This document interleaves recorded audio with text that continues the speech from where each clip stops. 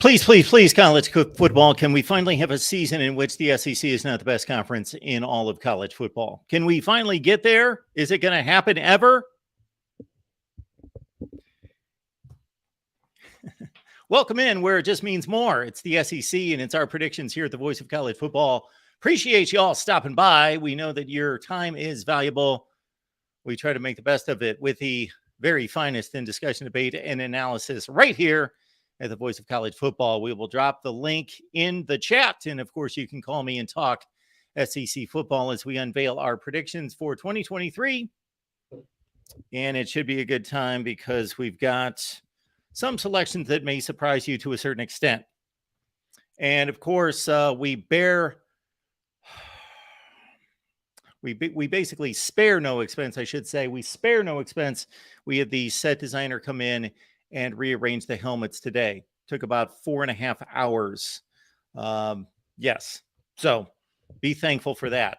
Appreciate y'all being here. Let's get to the comments. I sometimes skip on the comments and then I go back and I see there were some fun comments out there. As was pointed out to me today on a number of social media platforms, and it's the same every day. There are lunatics who root for college football. They really don't know what they're talking about, but that's fun. That's okay. That's quite all right. If you're going to get it wrong in life at some point, somewhere in some category, get it wrong in college football. Have that be the one that you're delusional in. Not something important. All right. Let's take it from the top and then we'll unveil our predictions. Of course, you can subscribe right here at the Voice of College Football. If you're joining us for a first time, hey, just soak it in. We don't ask that you subscribe. You'll want to subscribe if you enjoy college football. And also keep in mind that SEC football fans, we've got a new SEC channel that we've launched. And so right now we're simulcasting on the national channel, Alabama channel, Florida channel, and the SEC channel. I don't believe any other channels, possibly the LSU channel as well. Maybe not. Maybe just those channels. I think at this point, we've had a restructuring. We posted a video outlining the restructuring of the channels. And so SG1 Sports taking over some of those channels so you can follow them and what they do over there. Voice of College Football folks, for our content, that's all going to be on the national channel and on the SEC channel for the SEC. And we're actually producing more SEC content than pretty much we ever have. So check out what we have delivered and posted here in the last 3 weeks. From the top, Mike, Mickey Mouse Conference.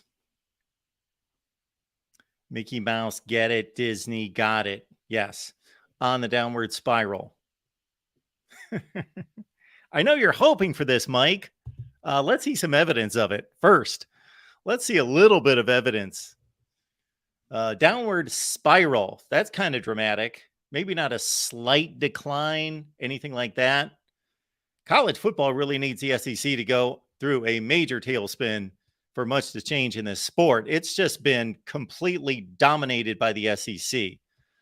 Sometimes I know that gets overstated by SEC fans. And from time to time, when it gets to be a little ridiculous and a little over the top, I have to rein in those super SEC fans and point out some of the shortcomings of the conference and put it into context at times.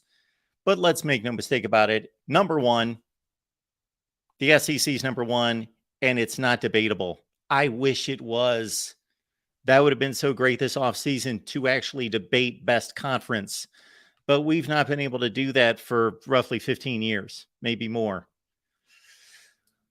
This offseason, my goal, my wish, I should say, it's more of a wish than a goal. I can't do anything about it. So it's not my goal. I've got nothing to do with it.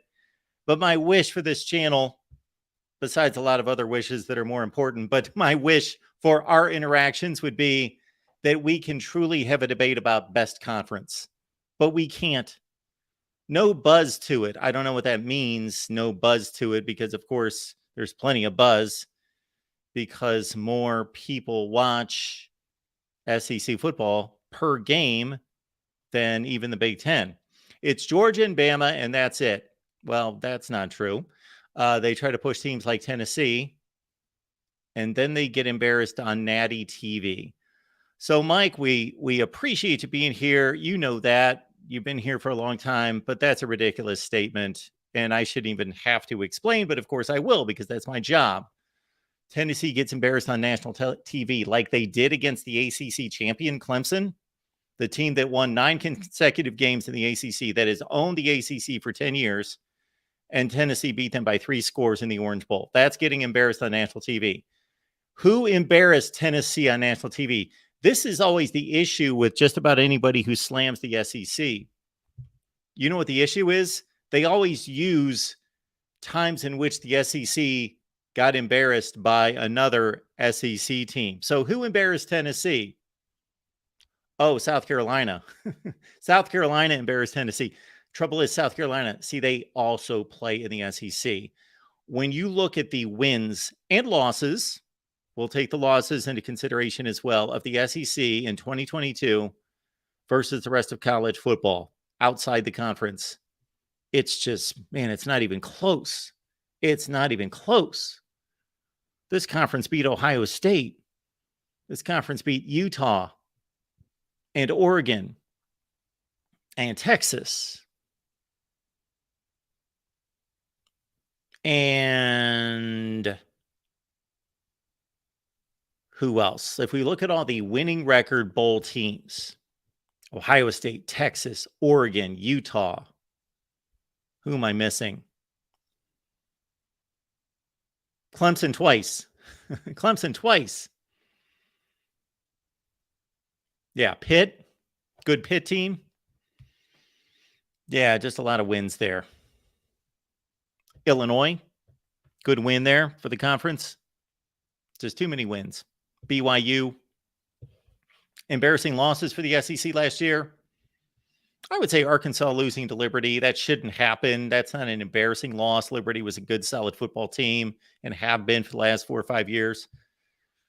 But the SEC and SEC mid-tier team should not lose to Liberty. Besides that, yeah, Florida got embarrassed in the whatever bowl in California by Oregon State 30-3. Embarrassing loss. That's an embarrassing loss. Yeah, that shouldn't happen. That's just not showing up for the game, getting completely obliterated, annihilated, dominated.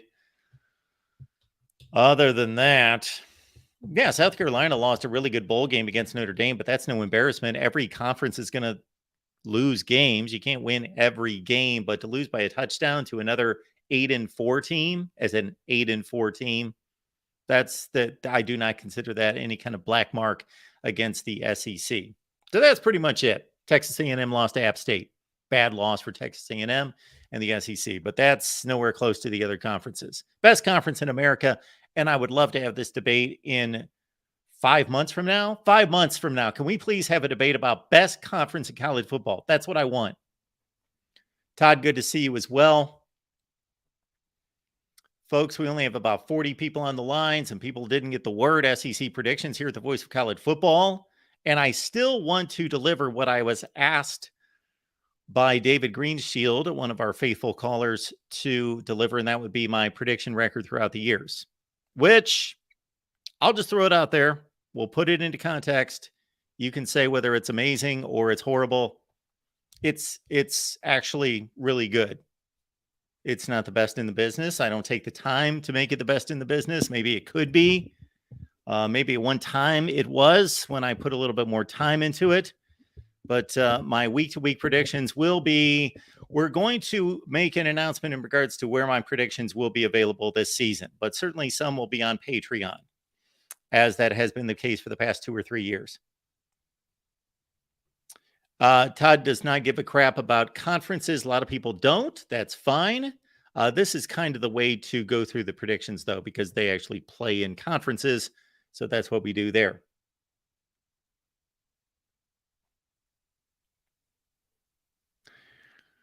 Alabama Tide, surprisingly, saying that Alabama is going to run through people this year. And I got to say, there's a few teams specifically in the SEC that I struggled with a little bit. And the team that I struggled with more than any would be Alabama. Because I've got a certain perspective and a certain mindset on everyone, how good they are, how good they were last year. It's a simple process, but the result is difficult to get the predictions right. Because right out of the gate, think about this, that the process is pretty cut and dry. You take last year's team, and basically I look at last year's season for every particular team and say, okay, they were 9-3, but were they really a little bit better than that and lost some close games, or worse than that? Okay. Were they a 9-3 football team? Okay. How much did they lose? How much did they gain? And then do I believe that this schedule is going to weigh them down or lift them up a little bit? Think Oklahoma. Lift up Oklahoma, maybe weigh down somebody like Arkansas. Todd says, I wish the SEC and the Big Ten would have every team play one out-of-conference game with each other. Would be exciting games to watch. Yeah, many people have suggested that through the years, to have a basketball type week-to-week situation. What do they call that? The ACC Big Ten Challenge. Do that. Have everybody play in 1 week. That'd be fun. That'd be cool. I don't think that that's necessarily fair or equitable, but it would give us a lot more games to rank and evaluate these teams on. Yeah, so based on last year's standings, we would have, between the SEC and the Big Ten, we would have Georgia, Michigan, LSU, Ohio State, Penn State, Alabama. Then I guess we'd have Tennessee, and I know people are going to squabble. Tennessee was in front of Alabama. They won. Okay, we're not going to do this exactly down to the T. Something like Alabama, Penn State, or Tennessee, Penn State, and then Alabama or Tennessee against. Then it drops. It would have been last year Purdue. Yikes. Okay, there's a drop off for the Big Ten. And then after that, you would have, okay, I'm not going to go through all of them, but you can just size them up. 1 through 14, who would play who? Down at the bottom, Northwestern and Vanderbilt. And work your way up. And the SEC is just deeper. Deeper in terms of quality teams, and then deeper in terms of just decent teams that are capable in any such way. Tell your friends and family that we're here talking SEC for the next couple hours right here at the Voice of College Football. Get the word out there on social media. Consider this. There are folks out there that have no idea. Can you believe there are people that live in this world that have no idea that we're here delivering the best in college football analysis every day, thanks to you. Dropping off some folks at the pool.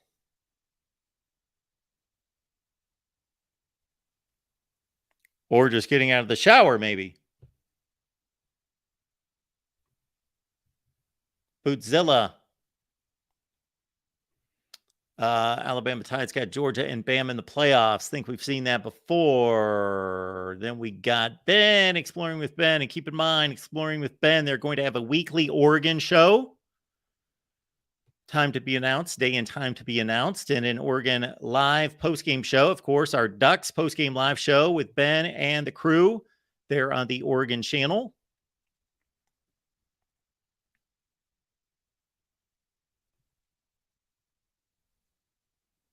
Rowan's hot in Arkansas. It's like perfect here.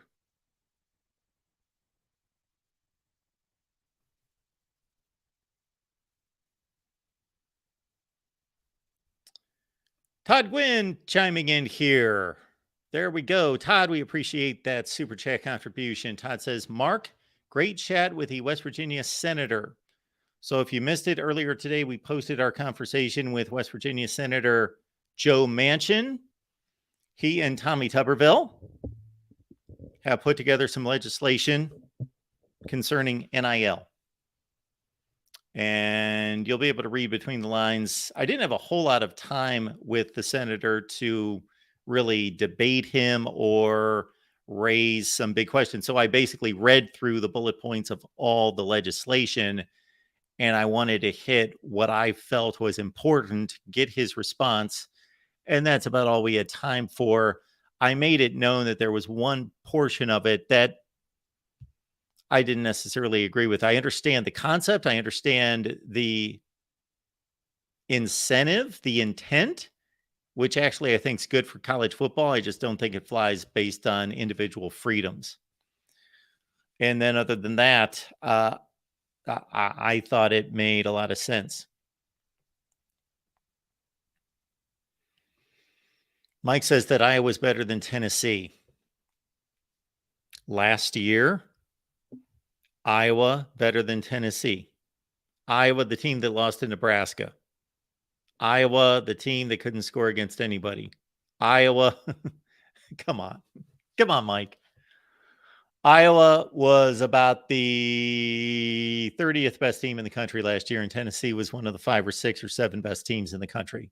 Not close. This year, maybe I would expect Tennessee's not going to be quite as good, and Iowa's going to be a little bit better based on their quarterbacking situation more than anything. Rowan says the Big Ten had more first and second rounders this past season, I think. Yes. Yeah, for the first time in forever. The SEC still had more NFL draft selections than any conference with a good margin by 7 or 8 or 9 than any conference from rounds 1 through 7 or 1 through 6, I guess it is now. 1 through 6, 1 through 7. 1 through 6, 1 through 7. Yeah, so that was a nice look for the Big Ten to have, I believe, 2 more first and second rounders. I believe they tied in the first round, or maybe the SEC had 1 more in the first round. Obviously, that's a very minute statistic. It's a very specific metric that means something. It means something. Felipe believes that Alabama is going undefeated. I would like to know if Felipe is an Alabama fan. Troy V says, I think the Big Ten shortens the quality depth next year with expansion. And really, Troy, that was what was going through my head when I was going through that whole thing about best conference and the SEC's out there and nobody's close. I don't believe that the expansion, the realignment that we see with the 4 teams added to the Big Ten and the 2 to the SEC is going to quite catch up the Big Ten overall to the SEC. But in terms of what most of you pay attention to, which are going to be college football playoff appearances and games and like really high ranking records, you're not going to be comparing 7 and 5 teams. That's like up to me to do. Most of you don't do it. Some of you do. But, there's not going to be an argument out there, who's got the worst team in the conference. So to your point, the elite, if that's what you want to call it, the very good of the Big Ten may have a better shot. They should have a better shot going forward, adding 4 quality programs, 3 for sure. UCLA got to step it up versus 2. And we can go into all the intricacies of how good any of those particular programs could be. To rank them based on ceiling, Troy, I would go USC number 1, Texas 2, Oklahoma 3.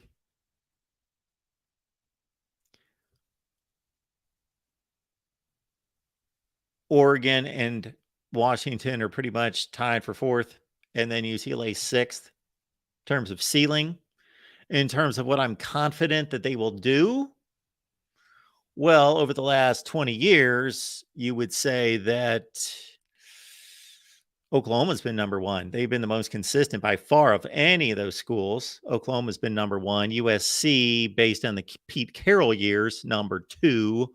Oregon, pushing USC between 2 and 3. Then Washington, then Texas, then UCLA. Kind Sir 007 likes Florida State to defeat LSU in week 1. That would certainly not surprise me. Point spread right now at between 2 and 3 for LSU. I'm leaning LSU, but My would-be prediction got a bit of bad news yesterday when it was announced that Mason Smith, just a remarkable player. When I say player, I mean potential star. Hasn't really proven it yet, but Mason Smith suspended for game number 1. And that pretty much brings us to the rest of the comments. All right, folks, here we go. Let's ready to roll. And we will throw out the link if anyone wants to call the show.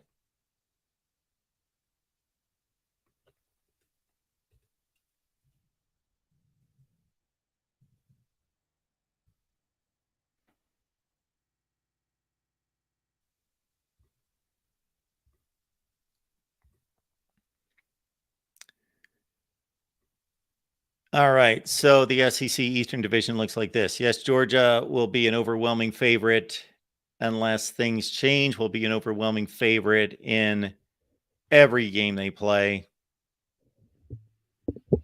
But I've got them losing a regular season game in the SEC.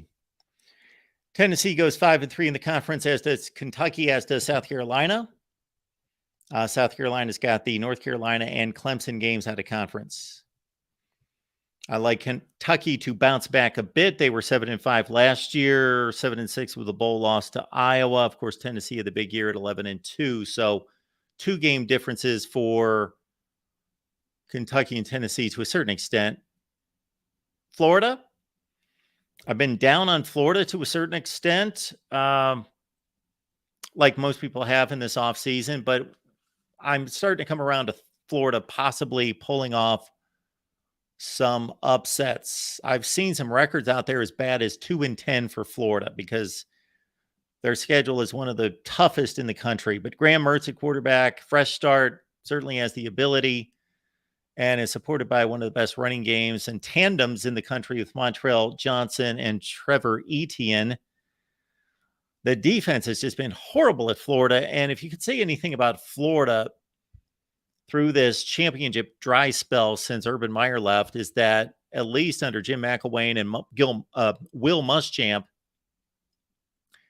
that the Florida defense still, they recruited great talent, still a great secondaries, just tremendous defensive play across the board. And it's been bad, since Dan Mullen gave up on recruiting. So their top 5 tacklers are gone from a bad defense. Now they do have some excellent guys in the secondary. Jason Marshall's an exceptional player. Kamari Wilson was a top recruit. Shamar James could turn out to be a star. And I'll continue to talk about the SEC Eastern Division as you look at the SEC Western Division predictions. Georgia, Carson Beck, of course, takes over at quarterback. Is he going to play as well as Stetson Bennett? Statistically, maybe. But Stetson Bennett will never, I am convinced, will never get the credit that he deserves. Like, he's a legend. Like, people have been dissing him all the way up until winning another national championship. People have just been dissing Stetson Bennett just because we have this thing about 5 stars and you got to look the part and you got to be a certain height. And the dude's just a baller and a gamer and an all-time great. He's one of the greatest quarterbacks in the history of college football. Now, I'm not saying he's one of the 5 best. I'm talking like top 20, 25. And that means statistically too. So Stetson Bennett is going to be missed by Georgia, but Carson Beck should be fine. Of course, Georgia, with all the talk surrounding offensive line play at places like Michigan that won the Joe Moore Award, I guess this past season, I don't remember. I don't pay attention to that kind of stuff. I think it's silly, but who cares who won the Joe Moore Award? But I think they won it the last 2 years. I know they won it the year before that, but Michigan did not have the best offensive line in the country. Georgia did. Now, Michigan had one of the best. Marius Mims is amazing. Ladd McConkey at wide receivers, an all-SEC performer. And, of course, Brock Bowers is the best tight end in college football. Branson Robinson, their 3rd running back at Georgia, was hurt this week, and he will miss the season. And he was going to have a bigger role after running for 341 yards and 3 touchdowns last year. Kendall Milton does come back, and Dejon Edwards. Javon Bullard had himself a playoff last year. He was the defensive MVP against both Ohio State and against TCU. And again, we've got Georgia 11-1, 7-1 in the conference. Joe Milton, is he going to be as efficient as Hendon Hooker? Probably not, although that's kind of a byproduct of the Josh Heupel offense.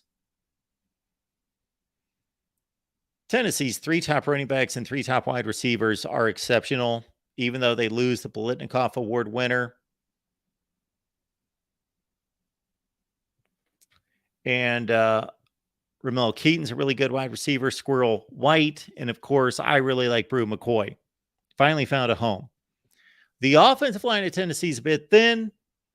Aaron Beasley, Jalen McCullough, 2 experienced defensive players, but that is where the deficit lies between Georgia and Tennessee, obviously, on defense. Kentucky, Will Levis gone, replaced by Devin Leary. The huge season at NC State 2 years ago, 35 touchdowns, 5 picks.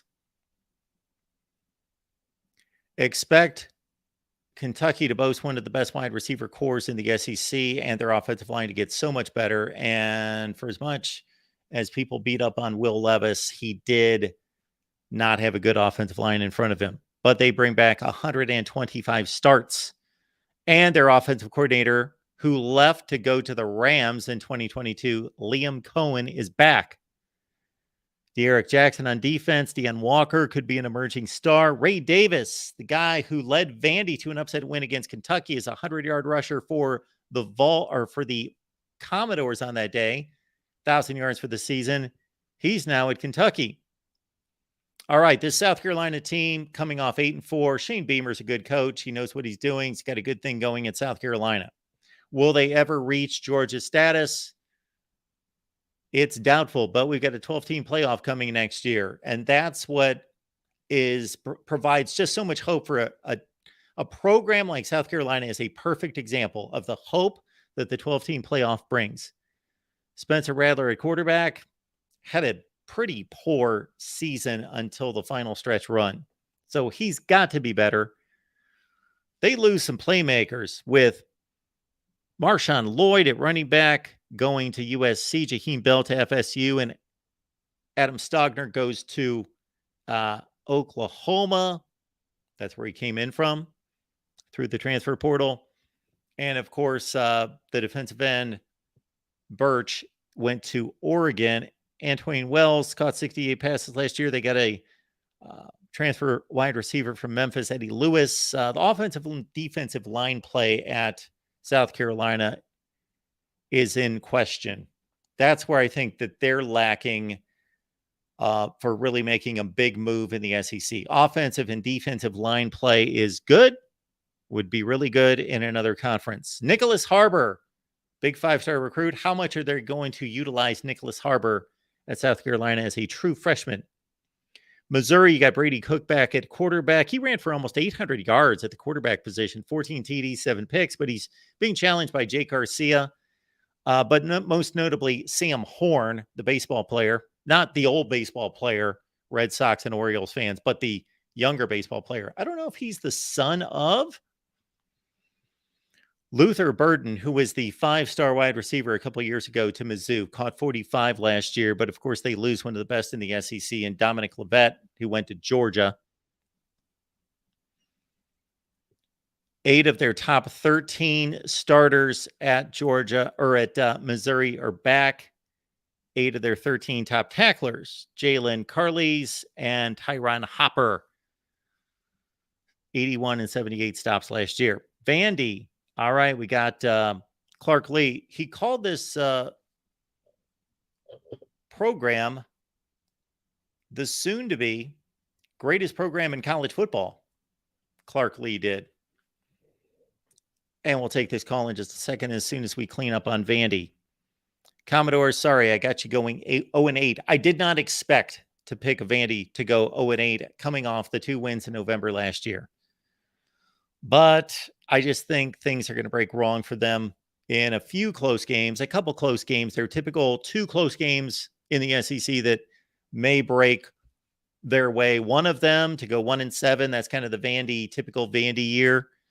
A.J. Swan at quarterback, 10 touchdowns, 2 picks. Bronco Mendenhall, protege. Nick Hall's the defensive coordinator and has not much to work with there by SEC standards. All right. Let's take a call here at the Voice of College Football. Who's on the line? Oh, hey, Mark. Hello, kind sir. How are you? Oh, I'm fine. Can you hear me well? I gotcha. What's going on?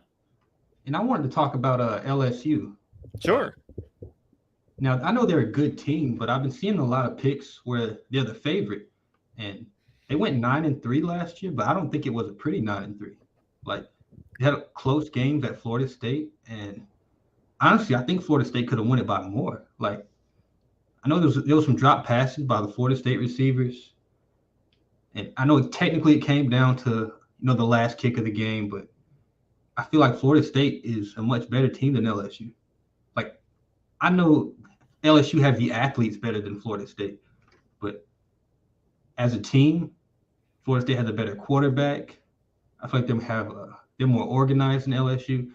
And Brian Kelly, I don't think like he has the defense yet. I know Harold Perkins is there messing stuff up, but with Mason Smith gone, the corners, I'm not confident on LSU corners.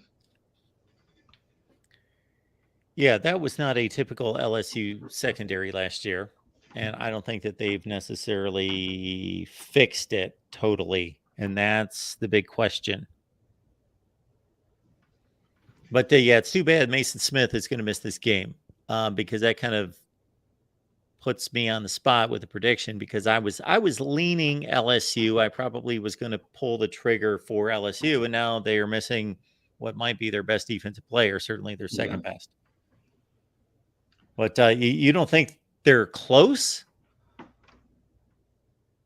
You said you don't think it's close. I wouldn't say I think they're going to be like 7-5. I think they're a good 9-3 team, but I don't think they're really going to be competing. I know they beat Bama last year, but to me it felt more like Bama lost the game and LSU won it. Even though the 2-point conversion, they technically won the game, it still felt like Alabama lost it.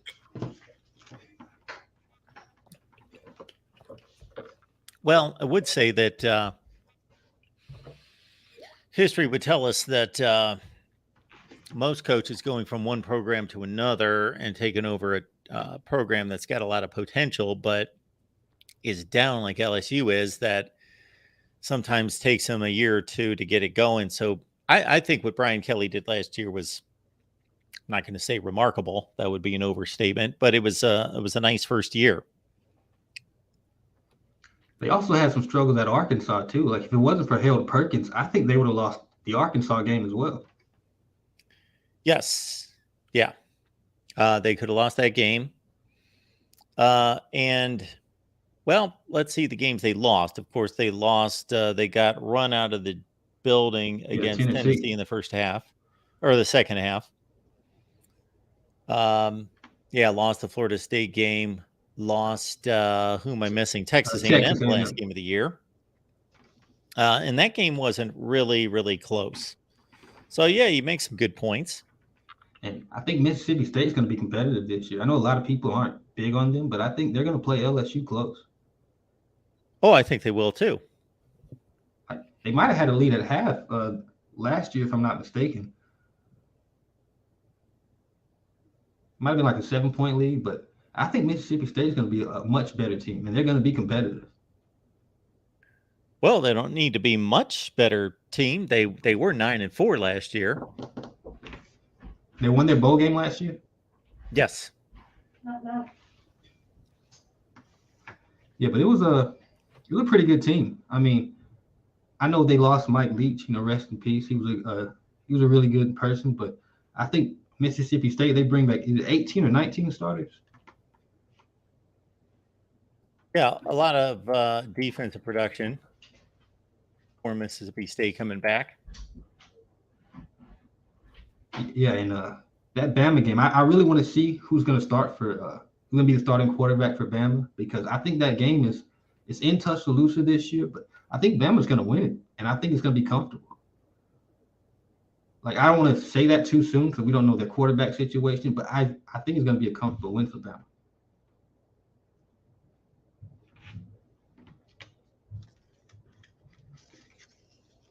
Now, I don't have a lot to go on that, but I think Bama's running game is going to be good this year. I know they said the receivers weren't looking good at practice, but I mean, they got 5 stars up and down the receiving room. They should get better as the season goes on. But again, that's an assumption. Their wide receiver play has been not good for a couple of years now. So Jermaine Burton's a good player, and Ja'Cory Brooks is a talented player. So Alabama could bounce back wide receiver, but yeah, that's not been a good spot for them for a couple of years now. I know Isaiah Bond had some drops last year, but I think he's going to do better this year for Bama because in some key spots, he made some nice catches last year.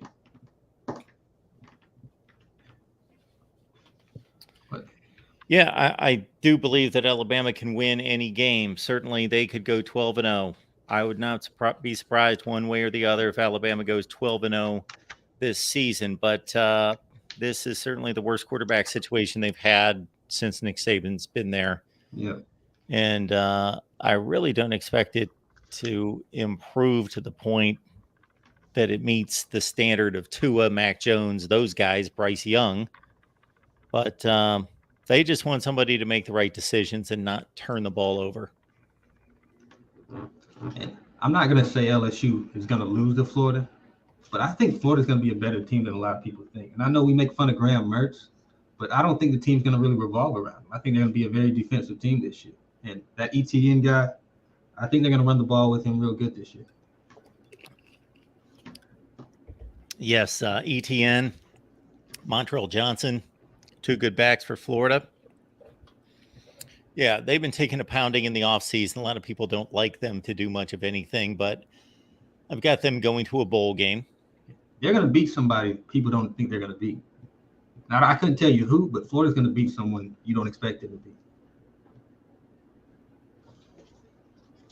Well, that would be what? Georgia, LSU, Tennessee. Who else would you not expect them to beat? Florida State. I don't think they'll beat Florida State, though. Sounds like you're high on Florida State. I'm high, but not enough to pick them over Clemson. I just got to see them beat Clemson before I say they're going to do it.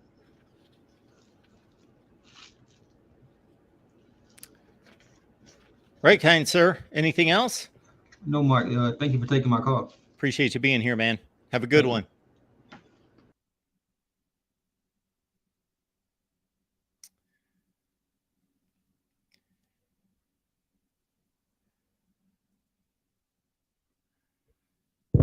Great to have everyone here at the Voice of College Football. Our SEC predictions we have unveiled, and much like definitely the Big 12 and the ACC, I've got some work to do now. I still have some work to do. I've made this difficult on myself, but hey, if I think it's going to land this way, it's going to land this way. And that means we're going to do the Big 10 on Friday night. And then that means we're going to do the big wrap up either at the end on Friday.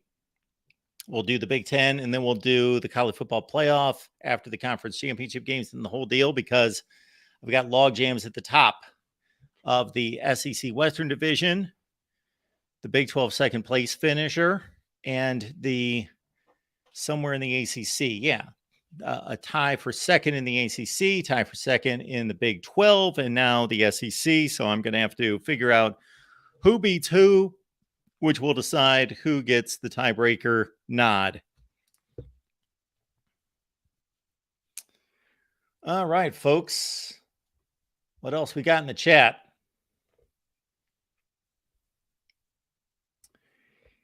Yeah, Corey, I got to say, Florida has a superior roster to Utah, but Utah can keep it close. Keep it close. Utah, a 7-point favorite at home. They kept it close last year. They probably should have won the game. I couldn't walk away from that game at the time thinking, okay, this team's definitely better than that team. I did not have that impression at the time between Utah and Florida. Now, when the season was all said and done, I believed Utah was a legit top 15 team in the country, and Florida was more like 30, 40. So I thought Utah was a much better team. But on that night, I know there was a winner, Florida, but who was the better team? They were pretty much dead even. Welcome in, David. How are you? Hi, and how are you? To the man that gives college football its voice, the great Mark Rogers. So, you previewed the Big 12 already, correct? Yes. Last night. By the way, my prediction. I just want to get. By the way, you're going to do all the conferences, and then you're going to come back with your playoff predictions. I believe. What is that? Is that going to be Saturday, or is that going to be Friday, or what's the plan for That's a good Mark question. Rogers TV? That means we're doing the Big 10 Mm-hmm. on Friday night, and either at the conclusion of the Big 10, we're going to have to make some playoff decisions, Okay. conference championship games and playoff decisions, or maybe we do a Notre Dame Navy pregame on Saturday, knock out those predictions. I don't know. Okay. Well, I'll have to talk to our planners here, the planning staff at the Voice of College Football, see what they have, the programming staff. The programming staff, that large programming staff, the head of programming. Yes. There. Yes. Let me ask you this, Mark. When did you do the Pac-12? Pac-12 on Monday. Okay. I want to chime in with my prediction on the Pac-12. I think I already gave you my ACC. I have basically, I think Clemson and Florida State split, and then I think Florida State wins the rematch. And neither one of them loses to anybody else. Yeah, well, I think Florida State wins the conference with 2 losses. I think they lose the opener to LSU and then split with Clemson with a very nice 11-2 top 10 kind of team. Okay. By the way, I was very much thinking about Florida State as a playoff team. I like Travis. I heard they've had a really good luck in the transfer portal with getting some good prospects. So, I was wavering on them being a playoff team, but I'm going to settle in at a nice 11-2, win the ACC, New Year's Six Bowl. I know your FSU fans probably think they're going to do better than that, but I'm settling in at there. So, just my prediction. I know you picked Clemson to win the conference, but that's where I'm at. I did not pick Clemson to win the conference. Oh, okay. You did pick Florida State, right? I did not pick anyone to win the conference. I predicted the conference standings is what I did. Oh, you picked the records. Okay. So did you had who did you have? Conference championship game. Okay. That's what we're going to do when we wrap it all up. Oh, okay. So you're going to wrap it up. Okay, that way. Okay. Well, but my bottom line is I have Florida State beating Clemson in the rematch. They lose early in the season, and then they beat them in the rematch. I will say for the Pac, I've got Washington over USC. By the way, I do have an interesting question about that, though. Washington did lose its running back, though, to injury. Did you see that? I did. I wonder how much that's going to factor in to the season this year for Washington, because I'm big on Washington. I like Penix. I like their passing game. I think they're going to be strong at wide receiver.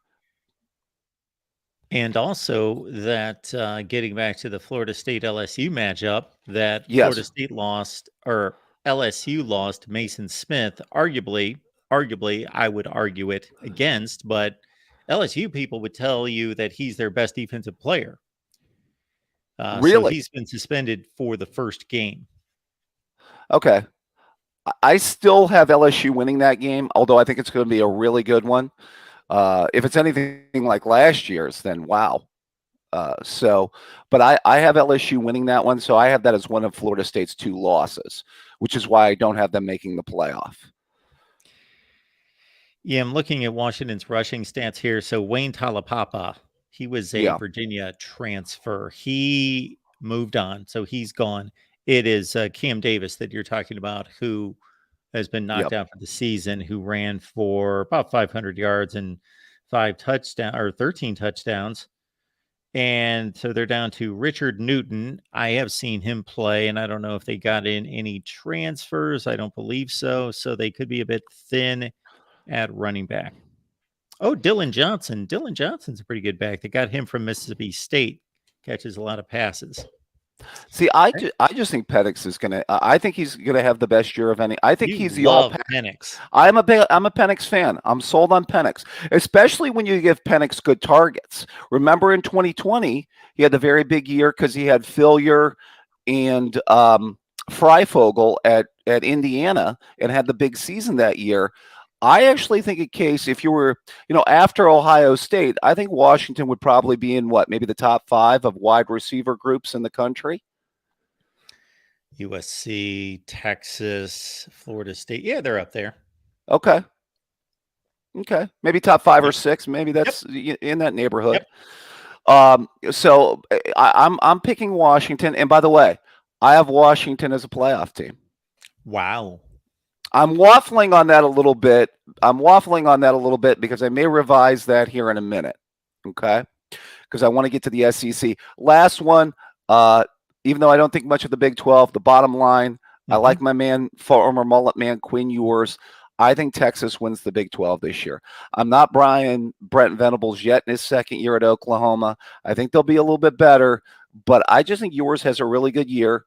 They don't go to Tuscaloosa and win. I can't quite get there, although I think that's going to be a great football game. I would not be surprised if they did. Remember, it takes special quarterback play to go into Tuscaloosa and win. But I think that's a game that's a one-possession game. I'd be interested to see the line on that one. I don't know if it's already out, but... Oh, I'm sure it is. Yeah, but, we have some time before we get to that, but... Yeah, considering how well Texas played against them, they have broken the Bama mystique. They've been on the field with these guys. They know they can play with them. And Quinn Ewers was having a heck of a first quarter right in that game last year, and now he's going to face a similar defense. And Alabama, I've got them at 10-2, both losses in the SEC. Like you, I'm obviously picking them to beat Texas, but it would not surprise me. But at home, they hardly ever lose. They haven't lost since Joe Burrow beat them in 2019. And before that, it was 2015. Right. Well, it goes back to the special quarterback play to win. Johnny Manziel won a Heisman there. Cam Newton won a Heisman there. They all played great going into Tuscaloosa and winning. So I'm not saying Quinn Ewers can do that. I'm not saying he can duplicate that, but I think he's going to have a really good year, and I think he's going to give them some problems. Now, Alabama's obviously got the more overall talented roster. That's without question. But although I think if you rank Texas's roster, it's probably somewhere top 5, top 10 in the country, at least top 10 in the country. Oh, yeah. And then if you couple that with better quarterback play than Alabama's getting, that's a force multiplier. That's a difference maker right there. The Alabama quarterback situation is similar in this way to Ohio State, where if I'm going to trust the system, the legacy, the coaching, and everything that they've done with whomever they've been given, which is usually a 5-star guy. So it's not like they take rubbish off the side of the road and make it, Peyton Manning, then I'm going to believe that everything's just going to be fine, that they've got 3 options and they're going to select the best one, of course, and then they're going to coach him up and he's going to be a great SEC player. But the difference is that, like Stroud and Fields, of course, we really haven't seen either McCord or Brown really against capable opponents. That's true. We have seen these guys, at least 2 out of the 3 we have seen, and they weren't that good. No, Buckner wasn't good. Milroe was not good from what I saw last year. No, it was not. See, here's the thing, though, with Alabama, though. The last couple years, Bryce Young carried them, in my view.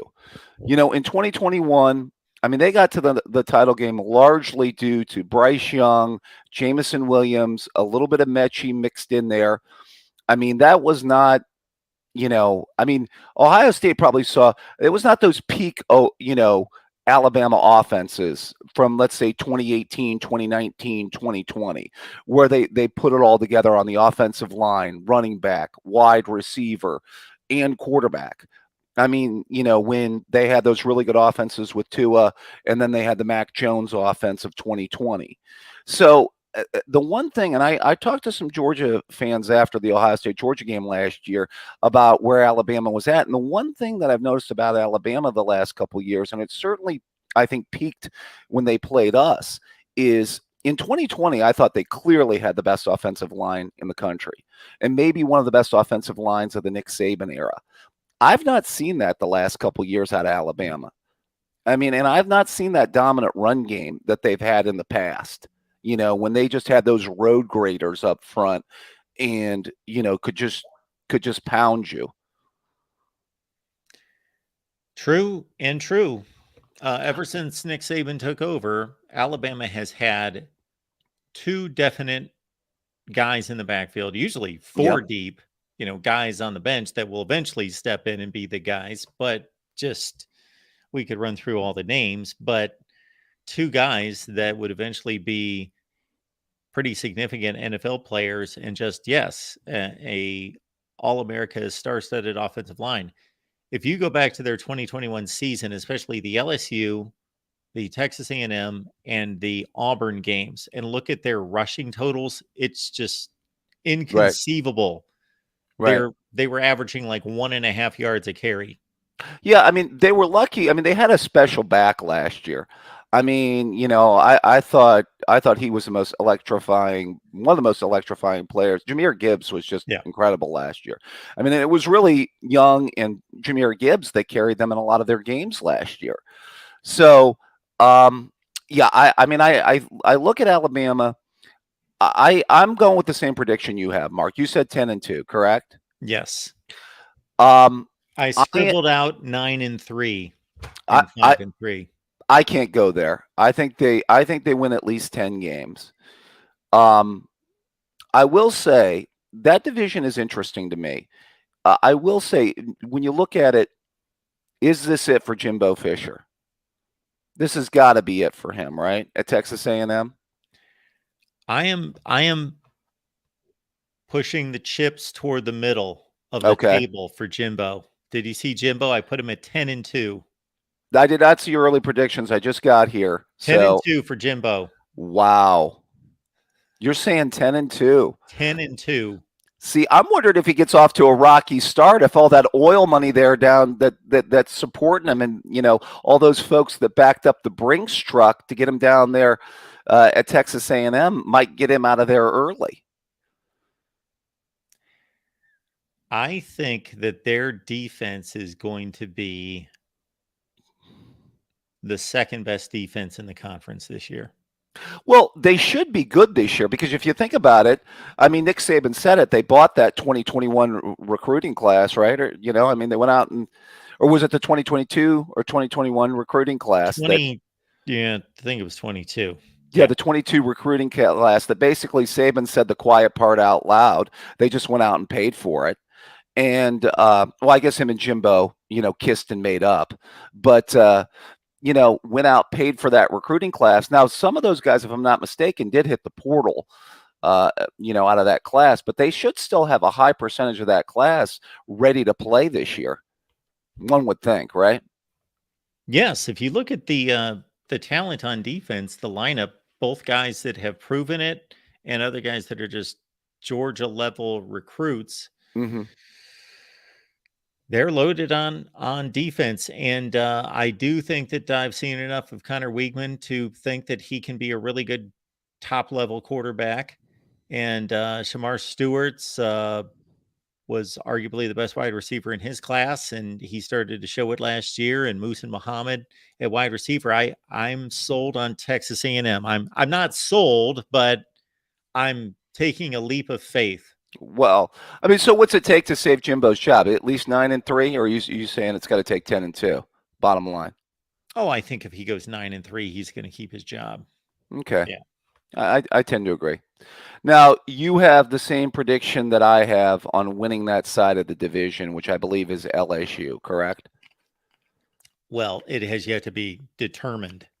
Okay. That's another division where I have made it tough on myself, and I'm going to have to now sit down and figure out who beat who to determine who won the division. I've got a three-way tie. I'm in on LSU this year. I'm just going to say it.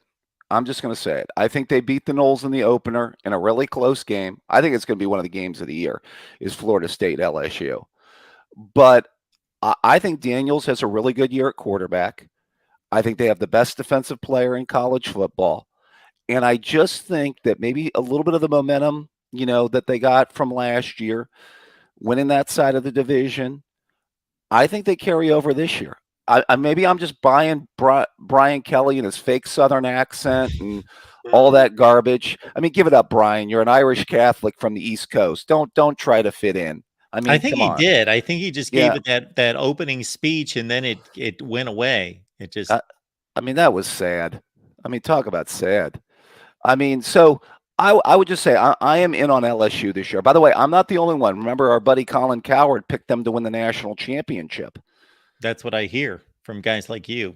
I have not heard it myself, but okay. Yeah, over anybody in particular. Well, I'm going to get there. We haven't gotten to Dave Green. I'm talking about Cowherd. Oh yes, he has them. He has his two favorite coaches playing against each other. He has Kelly against Harbaugh in the national title game, and Kelly winning. Okay.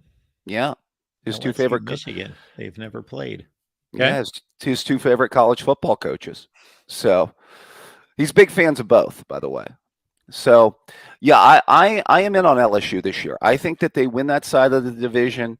I think that they get to the Georgia Dome, and I'm going there. I'll show you how far I'm going here in a minute. I do think that Auburn's still in rebuild. You've got Auburn going 8-4. I find that to be interesting. Yeah, I didn't expect to take that leap either, but okay. yeah, I have to buy into my knowing that there are going to be a certain amount of teams that are going to take at least a 3-game leap. And I think that Auburn with Peyton Thorne at quarterback, if he wins the job, I'm surprised that he hasn't already, but Peyton Thorne at quarterback. And if you look over their roster, they played everyone close last year, except for Alabama. The Alabama game wasn't that close, but everybody else. Mark, Penn State got out of control too. I watched that game. That was not. Well, I'm looking at the conference. Okay. They took LSU to the wire. They should have beat LSU. Yeah, it was a close game. You're right.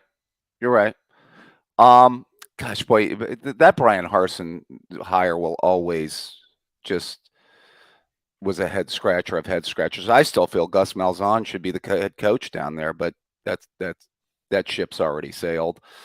But by the way, I had this thought. I put this in the Pac-12 conversation last night. Is the SEC level of quarterback play down this year? Yes. I mean, compared, let's say, to the last 2, 3, 4 years. Yes. Okay. Alabama's got its worst quarterback in 15 years, most likely, unless something surprising happens. Georgia lost a legend. I know people don't want to hear this about Stetson Bennett, but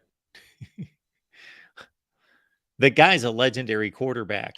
So I don't know that they're going to replace that. Hendon Hooker is going to be difficult to replace by Joe Milton. Right. Will Levis, for all his detractors, was the first pick in the second round of the NFL draft. I don't know if they upgraded a quarterback or not. Probably a lateral Kentucky move. Spencer Rattler's still there. Graham Mertz at Florida, obviously not the athlete that Anthony Richardson is. He's not going to be a first-round pick. Yeah, Will Rogers is still at Will Rogers and KJ Jefferson, though, are exceptional quarterbacks. And Ole Miss's quarterback room is loaded. By the way, Thorne, the transfer from Sparty, if I'm not mistaken? Yes. Yeah. That's interesting to see how that's going to work out at Auburn. Yeah, they got a couple of Big Ten quarterbacks. Milton's going to be at Tennessee. That's going to be interesting. And Graham Mertz. Yeah, that's right. The much heralded Graham Mertz coming out of high school. He was supposed to be a big time prospect. Yeah. I posted it in the Pac-12 conversation. Who's the best quarterback in the conference? I got back Jackson Dart as the best quarterback in the SEC. I don't know if you're buying that. Yeah, I don't know if you're buying that. No, I'm not buying it. I'm not either. He could be, but no, no, no, no, no. I'm not gonna deter from my detour from my rankings from a few months ago. I went with KJ Jefferson 1, Jaden Daniels 2. Right. I might flip that. Obviously big on LSU, so I'm big on Daniels this year. I'm with you though. To the other side of the division, I think it could be tough for Georgia to replace Stetson Bennett. I mean, aside from Uncle Lou tearing him down 6 ways from Sunday after that SEC title game loss to Alabama, basically called for his head. And he will say that. He will stipulate that. By the way, I don't know if you've ever asked him that. Ask Uncle Lou if he wanted, Stetson Bennett's head after that title game loss to Alabama. He did. He was not singing his praises by any stretch of the imagination. But it goes to show you when you play well in the playoffs and win 2 national championships, and I give him his flowers, I give him his credit, he played well in the big games. He played it well in almost every game. I understand that people had this there's people fall in love with certain athletes, and there are polarizing athletes. The last time we had an SEC quarterback this polarizing, well, we had Johnny Manziel, we had Tim Tebow. Yep. That you either love him or hate him, and it seemed like just about everybody outside the Georgia fan, well, it seemed like everybody inside the Georgia fan base for a long time hated him, and everybody outside the Georgia fan base laughed at him, and now everybody outside the Georgia fan base just still does not give him his due at all. He's an all-time great quarterback. See, here's the thing. I think that Georgia, and the bottom line is Georgia is basically, and even Lou had said this a few years ago, that in many ways Kirby's trying to win the same way Nick Saban won with his early teams, right? Well, he was. I think that gets overplayed considerably. Oh, really? See, Georgia threw the ball. They had like a top 5 passing offense in college football last year. I mean, I'm not saying that Bennett didn't have a really good year. He did. But I guess what I'm saying is that, well, because you kind of separate out the Saban national title teams, like the teams that he won with when he had the wide receivers and the big time offenses, like we talked about, starting at the end of 2017 when he finally started Tua over Hurts, are a lot different than, let's say, the AJ McCarron, Greg McElroy teams, right? Sure. So that's what I would say is that now it seems like. And game manager is a divisive term to describe basically a mediocre quarterback. And I do think Bennett is more than that. But yeah, I mean, I'm saying this in maybe a complimentary way to Georgia is that basically maybe they are interchangeable at quarterback because the defense is so good, because they usually build up good offensive line play and find multiple good running backs to run the ball, that maybe they can just go to the next guy. Then why? I get that, but again, I think a lot of Stetson Bennett's detractors, I think it all goes back to people's predetermined mindset that he wasn't the answer because he's a 3-star and he's a walk-on. And people can't get past that. Why? I don't know. Now, I couldn't get past that early because that's what I had to go on was his recruiting credentials. And then I saw him play and I was like, well, no, he's a good quarterback, but he's not great. And his first year or so would make big mistakes in big games. The first big game he really played was in Tuscaloosa against Alabama, and they had a lead with about 10 minutes left, and then he kind of fell apart.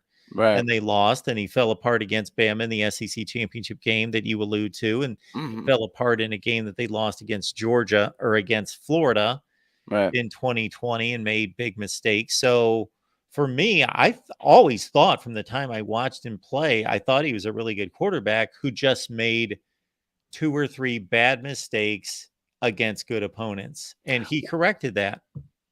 Well, what I'm saying, though, is that maybe that the talent level that Kirby has built up around there is that it could make that position interchangeable. That's the long and short of what I'm saying. Is that, because their defense is going to be so strong and because they usually, can find a really strong running game and put that around their quarterback, that, it might just be next guy up at quarterback.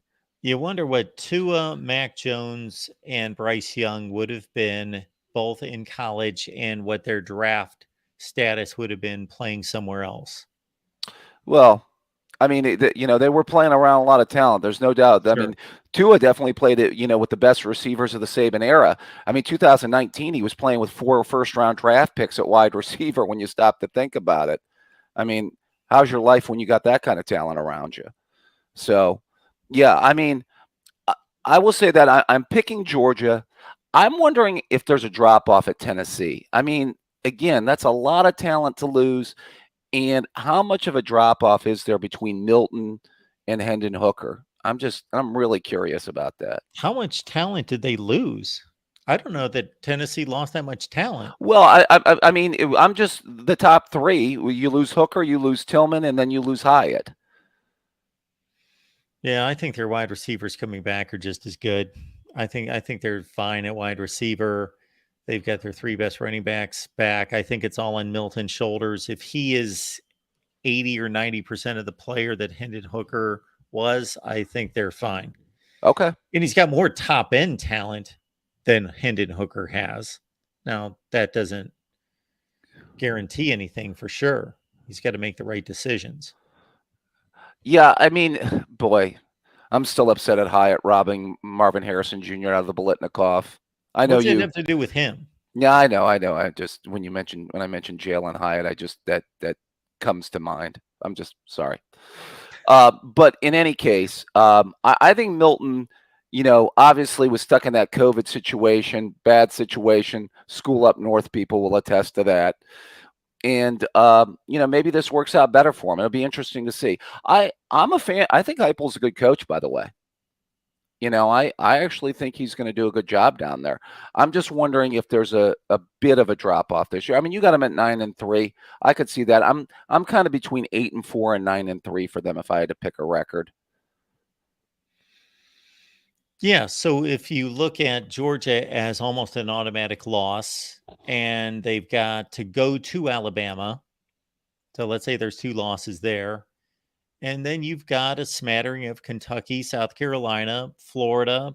I don't know who else they play in the East. I'd have to look that up. But so there's 4 other potential losses. So if they split those games, then you've got your 8-4 record. Yeah, I mean it's interesting. If Milton's playing well, that game at Rocky Top between them and Georgia could be interesting.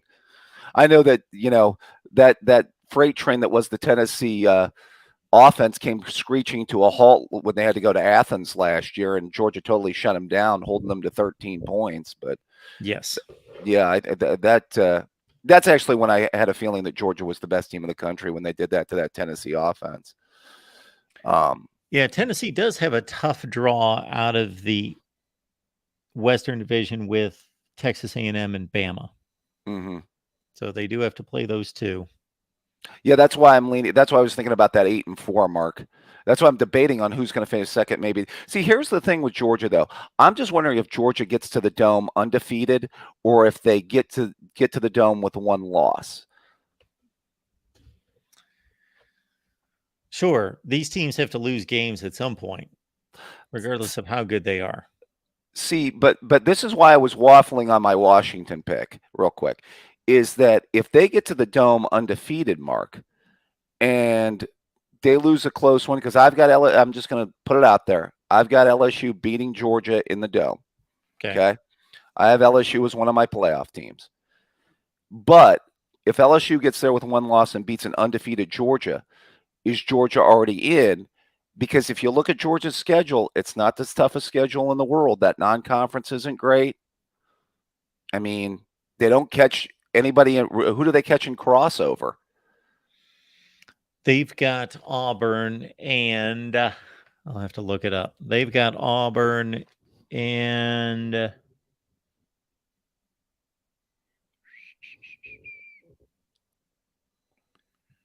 I'll find it here at some point. Ole Miss. Okay. So, I mean, they're a team that could go to the Georgia Dome with what, one maybe top 15, top 20 win, possibly over Tennessee. Mm-hmm. I mean, because I'm with you. I think Florida's looking at 6-6 this year. When I look at the rest of that division, I'm just wondering if they get there undefeated, and let's say they lose a close one to LSU, would that mean that they would still get in? That would be an interesting debate. Well, previous years should not matter, but I think they do. I think the Mhm. committee subconsciously takes them into consideration that they're the two-time defending champions and they lost a close SEC championship game. Okay. Then they're in. Yeah, but with Mark Rogers' top 25 that makes sense would not rank them very high if they only have one top 20 win over 12 games. They would not be ranked extremely high. Because rightfully so, you put the emphasis on quality victories. I do. And Yep. quality losses. Okay, fair enough. Fair enough. Yep. That's my prediction, folks. I've got Okay. Georgia and LSU in the title game. Okay. I'm going to say Georgia does stub their toe, so they'll go 11-1, and they lose the title game to LSU. LSU goes 12-1 as the playoff team. So as of right now, by the way, I said I had Florida State winning the ACC with 2 losses. I have Texas winning the Big 12 with 2 or 3 losses. So the Big 12 is going to be a non-factor this year. So I have Washington as a playoff team, and then I have LSU as a playoff team. And so you've set us up for 2 other playoff spots and 1 other conference to be unveiled. That should be interesting come tomorrow, ladies and gentlemen, shouldn't it? Unless, a scenario crossed my mind today. I should wait one night to say this because maybe I'll predict this. What if Ohio State goes to Notre Dame and loses? And then loses a Big Ten game, whether that's to Penn State or on the road to Wisconsin, especially if they lose that Wisconsin game. Right. And then they win the rest of the games. And they would be the Eastern Division champion with 2 losses overall.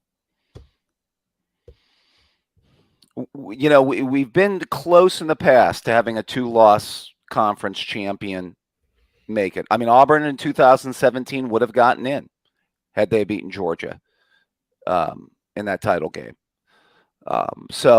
And you made the case for Ohio State in 2017 to be in the playoff. Yes. I would not have. I thought they had a stronger case in 18 than 17, to be fair, over Oklahoma. I just think that Iowa loss stuck out too much. Too much. Why did the Iowa loss stick out more than the Purdue loss? Well, I mean, I'm just looking at wins and losses versus wins and losses. They lost 2 games in 17. They only lost 1 game in 18. Yeah. But you were talking about comparing those 2 games.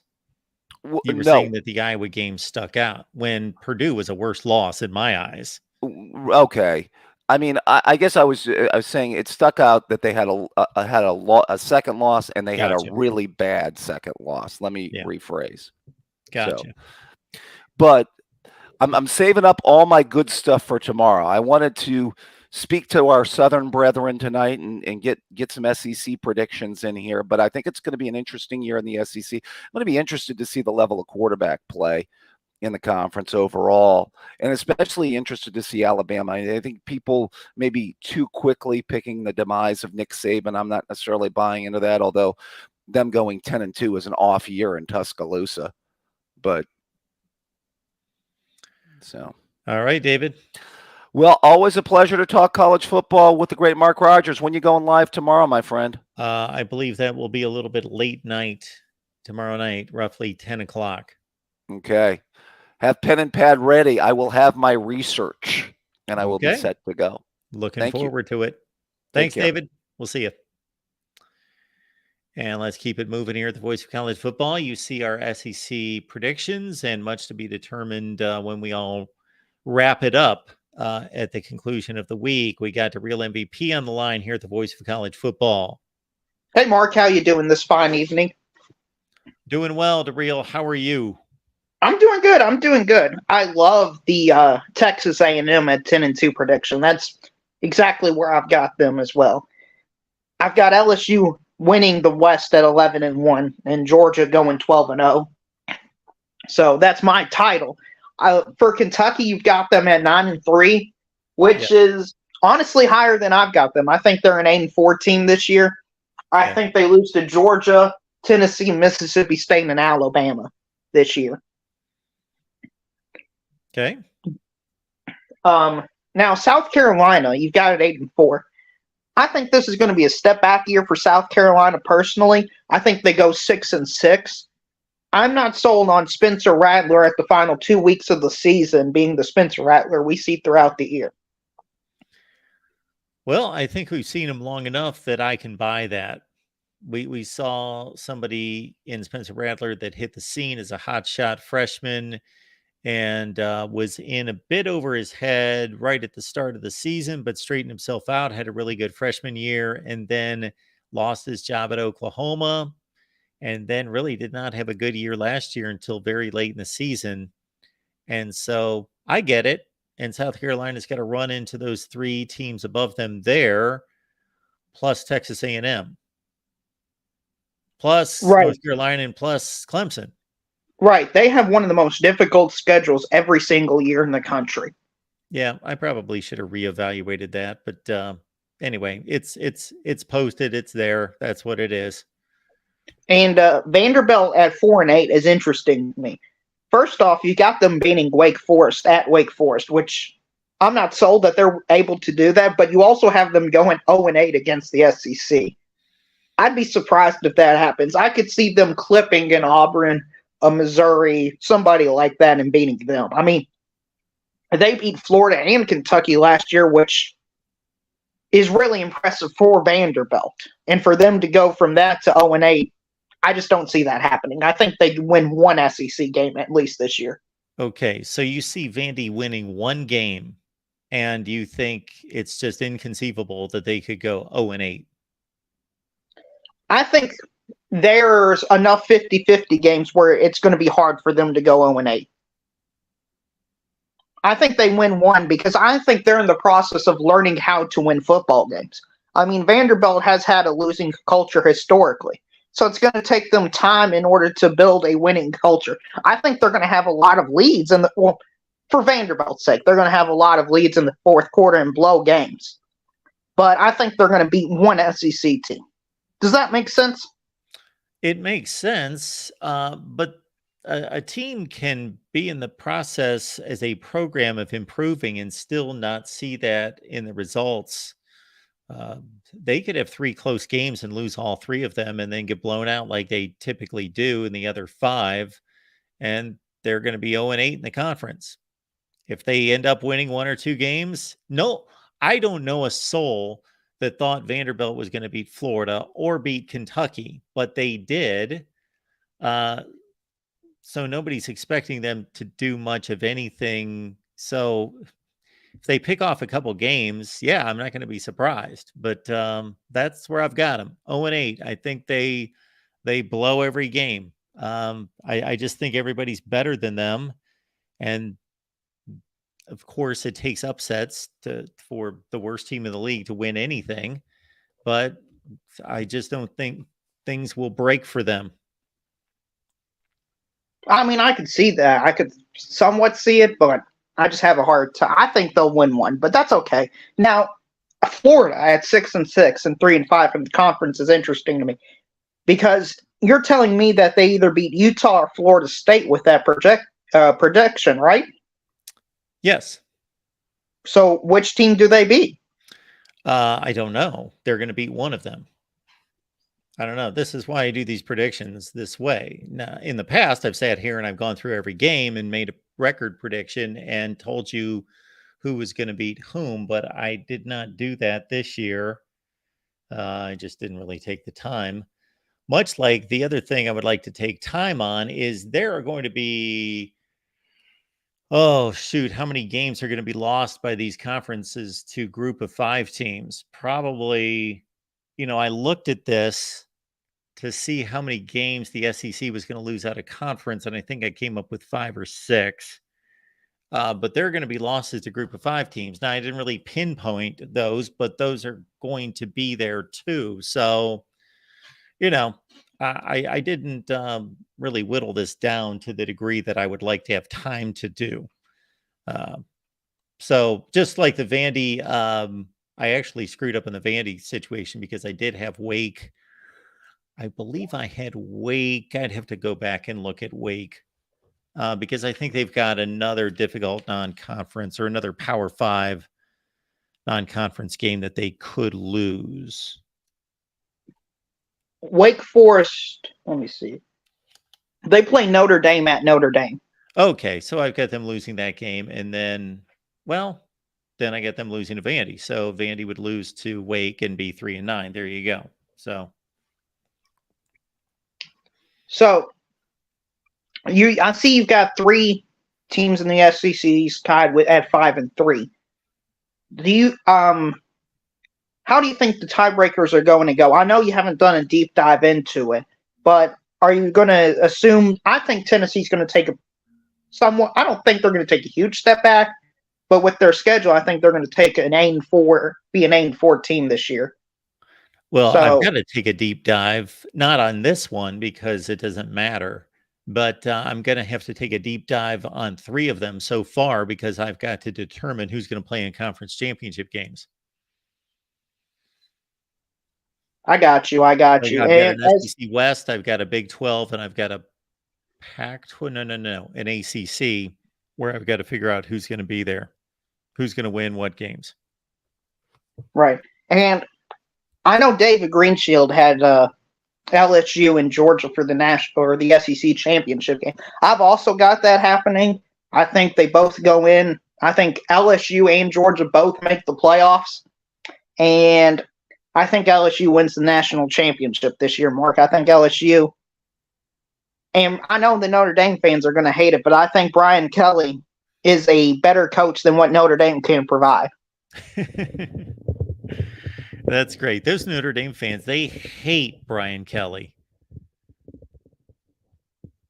But I think he saw an opportunity where he could recruit at the very top of the sport, and he wanted the challenge of the SEC, and you've got to respect him for that. Yeah, and I mean, last year he beat Alabama. I mean, that's really impressive. And I think go ahead. I think the Florida State game's not even going to be close. Who do you think LSU is going to lose to? I'm going to pull up their schedule, but I think the team that's better than them is Texas A&M. But I don't know where they fall on the schedule. They've got that game at home, I know, and it's the last game of the season. So I really just think LSU's not quite there from an overall roster depth. I even think Brian Kelly's spoken to that he doesn't have the roster where he would like it. He's just not been able to pile up enough recruiting classes to get them to that point. Right. I understand that, but what he was able to do last year was remarkable. I'm all in on Brian Kelly. I'm buying the Brian Kelly stock if it's available out there. And I'm looking at the schedule. I do think they lose to Texas A&M at home. I think they have the the SEC West locked up, and I think they're just going to drop that game, and it's not going to really matter. And you've got Alabama with what record? 7-5, Mark. 7-5. 7-5. Oh my goodness. We had people early on in the chat that had, and this wasn't just one guy, but we had several people with Alabama going undefeated. Well, I understand that because they're Alabama, but I'm not sold on them at all. I think Justice Haynes is probably their best overall player. He looked amazing in the spring game. Yeah. I'm not sold on their quarterback. I'm not sold on their offensive coordinator, their defensive coordinator. So I think Texas A&M, Texas, LSU, Auburn, and Tennessee all beat them this beat the Alabama Crimson Tide this year. Okay. Yeah, 7-5. I just can't. I did say that I had Alabama at 9-3, and then I scribbled that out and I bumped them up to 10-2. I did that. Now, would it shock me if they go 12-0? No, it wouldn't shock me at all.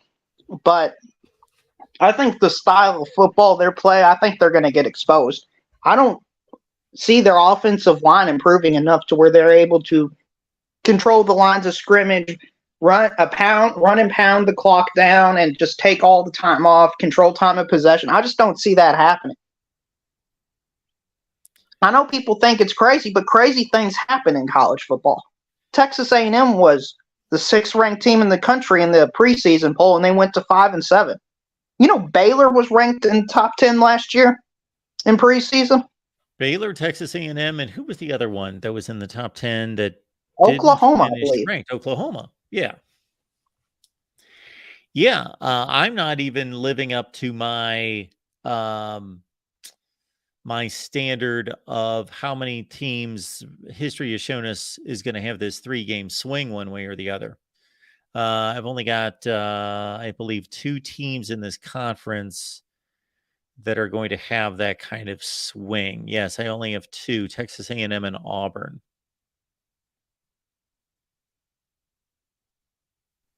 Yeah, it's hard to point out the specific teams that are going to do it. Kind of like who's going to be ranked versus unranked. Yeah, I mean, you know it's going to happen, but it's very hard to pick them out. Yeah, it sounds ridiculous. It looks ridiculous, and if you make that kind of call, people think it's unbelievable, but it's going to happen. It is going to happen. So, who would be your most likely team in the preseason top 10 not to be ranked? Florida State. Florida State, and then Alabama. Alabama's 2.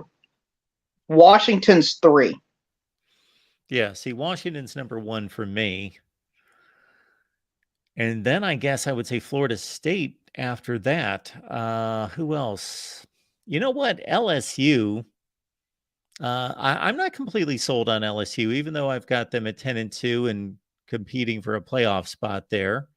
I could see them going 7-5 with their schedule. Yeah, I mean, the SEC West, everybody's got to play everybody. It's really hard division. Yeah. So I could see USC going 8-4 with their final 5 or 6 games. have you? Speaking of USC, Mark, have we figured out why people think they're going 15-0? Yeah, have somebody called in and explained that to us yet? I'm still waiting for that. It hasn't been explained yet. I'm ready for it though. Yeah. You know what? The 12-0 is not something I'm predicting, and I think is a bit much. But hey, I would even give that individual 12-0 and say, you know what? Let's start at 12-0. I'll give you the first 12, and you're talking about defeating Oregon, Washington, Notre Dame, UCLA, somebody else tough in there, Utah in the back half of the season. So I'll give you that. But then they're going to have to defeat one of those teams again, and then 2 playoff games. Not happening, Mark. I just don't see it happening at all. But the problem with the Pac-12 and the way they devised it is everybody plays everybody, and everybody's got such a hard schedule. I mean, I could see any of them finishing the year unranked because I think all of them are just equal. Yeah, because this is all it takes is for one team to have injuries at the wrong time or have the wrong injuries, season-ending injuries to key players, to just have a rash of bad bounces, unlucky plays, last-minute field goal misses, whatever, and 10-2 can become 7-5 rather quickly. Yeah, and speaking of USC, didn't they lead the turnover margin by a wide margin last year? Yes. What are the odds of that being duplicated again? Yeah, that usually swings in the other direction. It's like one-run baseball games. Right. I mean, last year they played Oregon State. Oregon State was a great team last year, and they probably should have beaten USC, but their quarterback threw 4 picks in that game. Yeah. Yeah, who was the best team that USC beat last year? I guess it was Notre Dame. They didn't play Oregon. They didn't play Washington. So first of all, they got a scheduling break because they didn't play either one of those teams. They lost to Utah, then lost to them, of course, in the championship game. They beat UCLA by 1 score. Guess they beat Notre Dame. That was their best win last year. So USC and Oregon State or Notre Dame. So they didn't prove that much. And I'm looking at some of the scores against the lesser, quote unquote, lesser competition. I mean, they only beat Cal by 6 points. Yeah. Cal. I mean, Cal was horrible last year. They lost to Colorado. Yeah. The Arizona game. That should be a 20 to 30 point victory. Yes. Now, our friend Tim would tell you that they were beating Cal by whatever the score was. I don't think it was by that much, but then they called off they called off the Dogs so much that they only had a 6 point win. I was looking for what animal that the saying goes. Yes, called off the Dogs, and then they brought everyone to the sideline and played the third stringers and all that business. But still, they've got some really bad third stringers if that's the case, Mark. Yeah. Yes. All the other elite teams in college football do the same thing, and they still win 48-7. Some of them do it against teams in the national title game, and still the score keeps going up. Yes, they do. And I'm looking at some of the other results. Stanford, 28-41. Stanford? Yeah. My gosh, that's horrible, Mark. Washington Arizona State gave them a game. Yeah, Arizona, 37-45. These are way too many close results for bad teams, quote unquote bad teams. Washington State, 30-14. I mean, if USC wants to win a national championship, you need to beat these level of competition by 20, 30 points per game. You can't play around with your food because it'll bite you. I guess. I don't know if you were here at the outset, but I got on here, and since this is the SEC prediction show, I laid it on pretty thick for about 5 minutes about how dominant this conference has been and how so much I want to be able to debate the best conference, but the results are just too overwhelming. And our buddy, I believe it was Mike Rotunda in the chat, got me going a little bit because he left a ridiculous comment. We like Mike. He's here all the time. We appreciate his support, but some ridiculous comment about how it's all Georgia, Alabama, and nobody else is any good in the SEC. And I rolled off the number of wins in the SEC against the level of competition. And again, it's just, I wish we could debate this, but you look at who this conference beat last year, nobody else has beaten Ohio State and Utah and Oregon and Texas and on down the line. So Kansas State. I mean, they beat the champion of every other conference in the Power Five. Yes. Yeah, they did. And I find it so, I just think it's you hate us because you ain't us mentality. I think it's honestly just jealousy. I mean, Mark, is it true the Big Ten is adding 4 schools from the West Coast next year? Yes, they are. Oh, so they're a national conference? They are, from sea to shining sea. Okay. Some conferences, Mark, don't need to be national in order to be the best in college football. Some conferences can maintain regionality and still be better than other conferences. Yeah, that regionality's been stretched a little bit, but... No, Oklahoma and Texas are part of the South. Missouri, Oklahoma, yeah. Missouri's the only questionable one. Oklahoma, Texas, to me, are southern states. them two, then all the way up to halfway to Virginia as the southern state. Oh, I have no issue with that side of it. I have a little bit of an issue with Missouri and Oklahoma, but they're still well within their geography more so than any other conference. Right. Yes. I like D-Rock Irish's response. You don't even have to be in a conference. Shout out to the Notre Dame man for not even being in a conference. If they please, can you please do something, Notre Dame fans? Just get this expansion conference realignment over with. Everybody's waiting on you to make a decision. Please make a decision so we can get this conference realignment over with.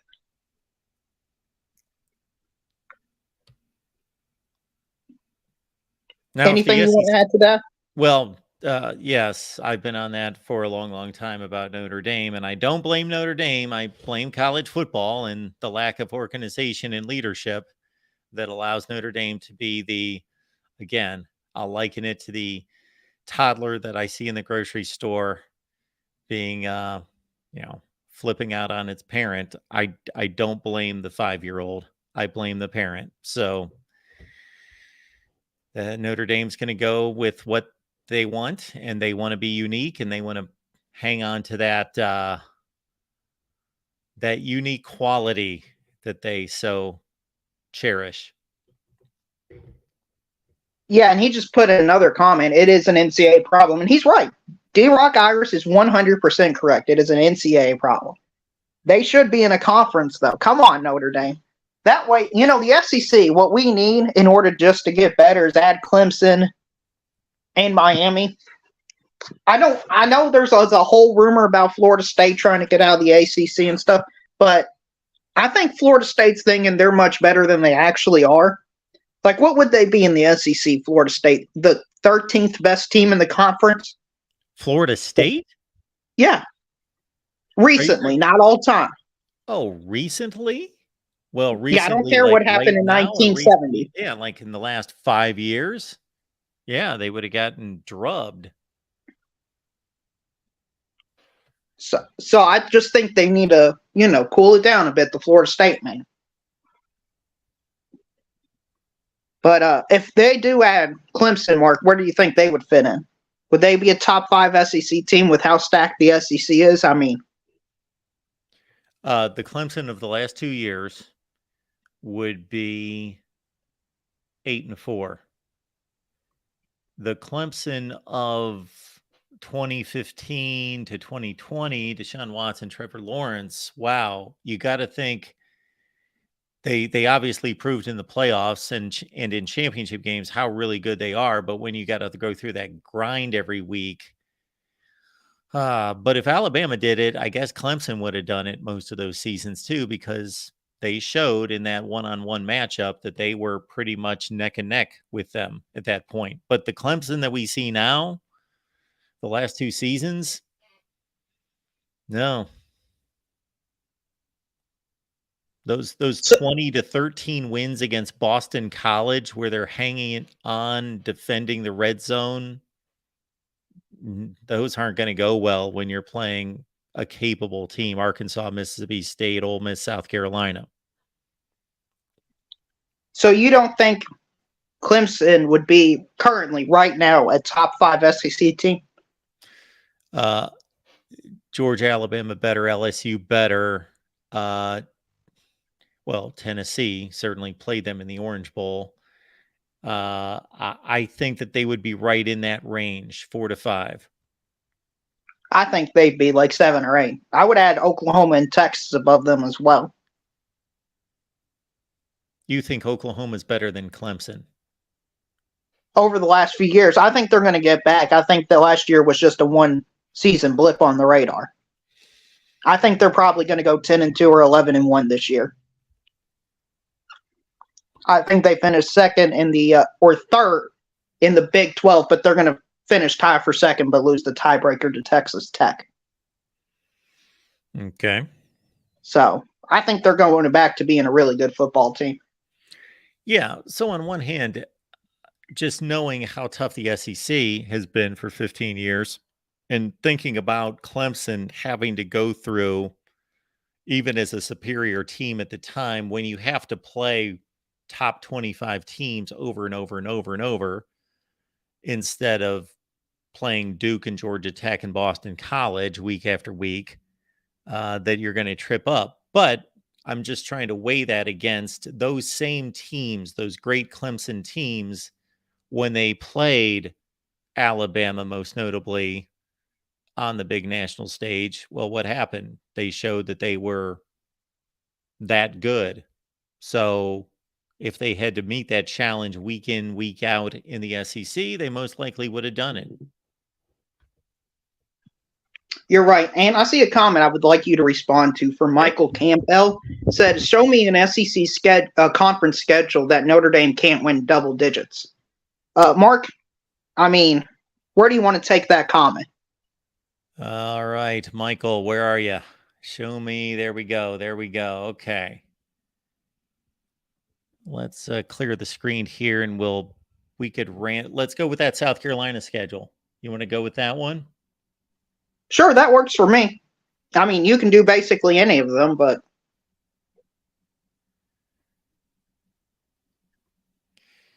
yeah, so let's get this South Carolina schedule for 2023 up there. And of course, these two teams played in a Gator Bowl last season. And so this is what we're looking at. All right.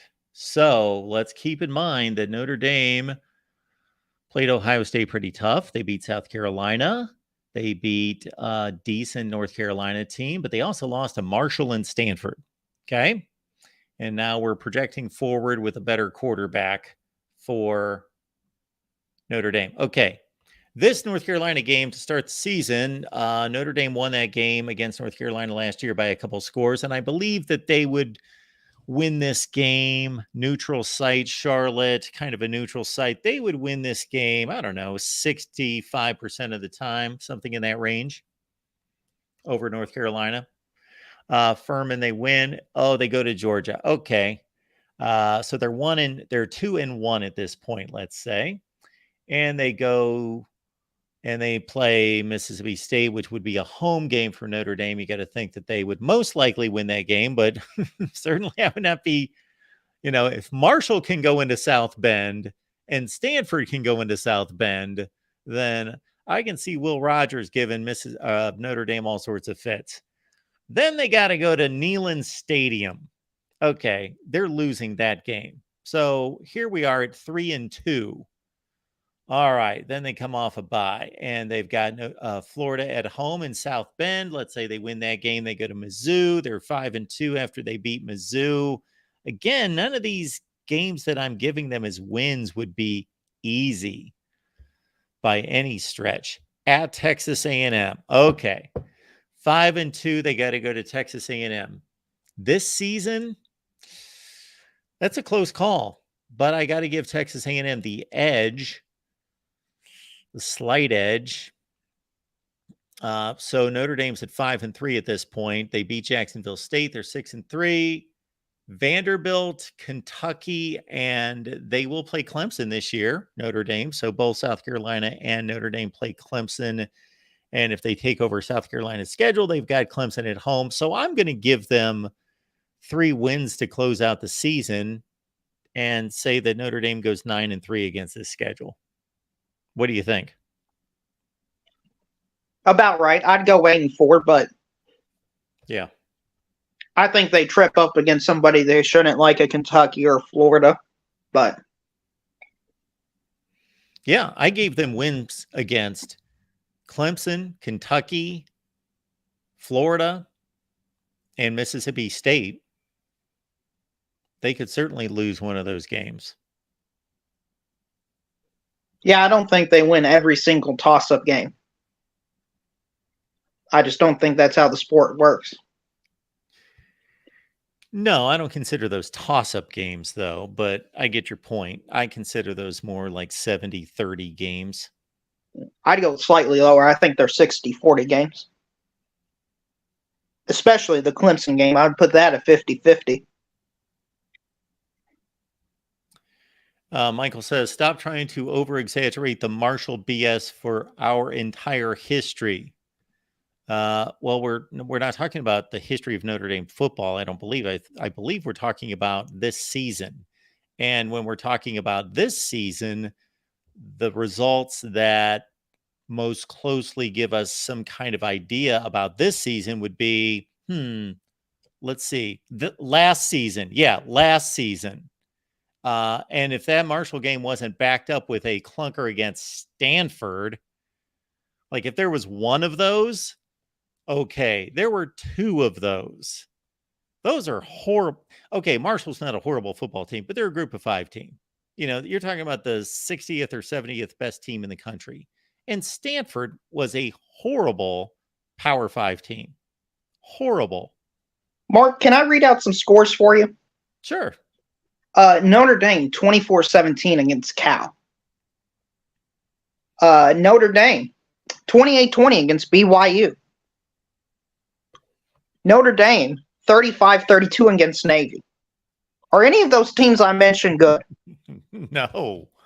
What, Navy went 3-9 in a group of 5 conference?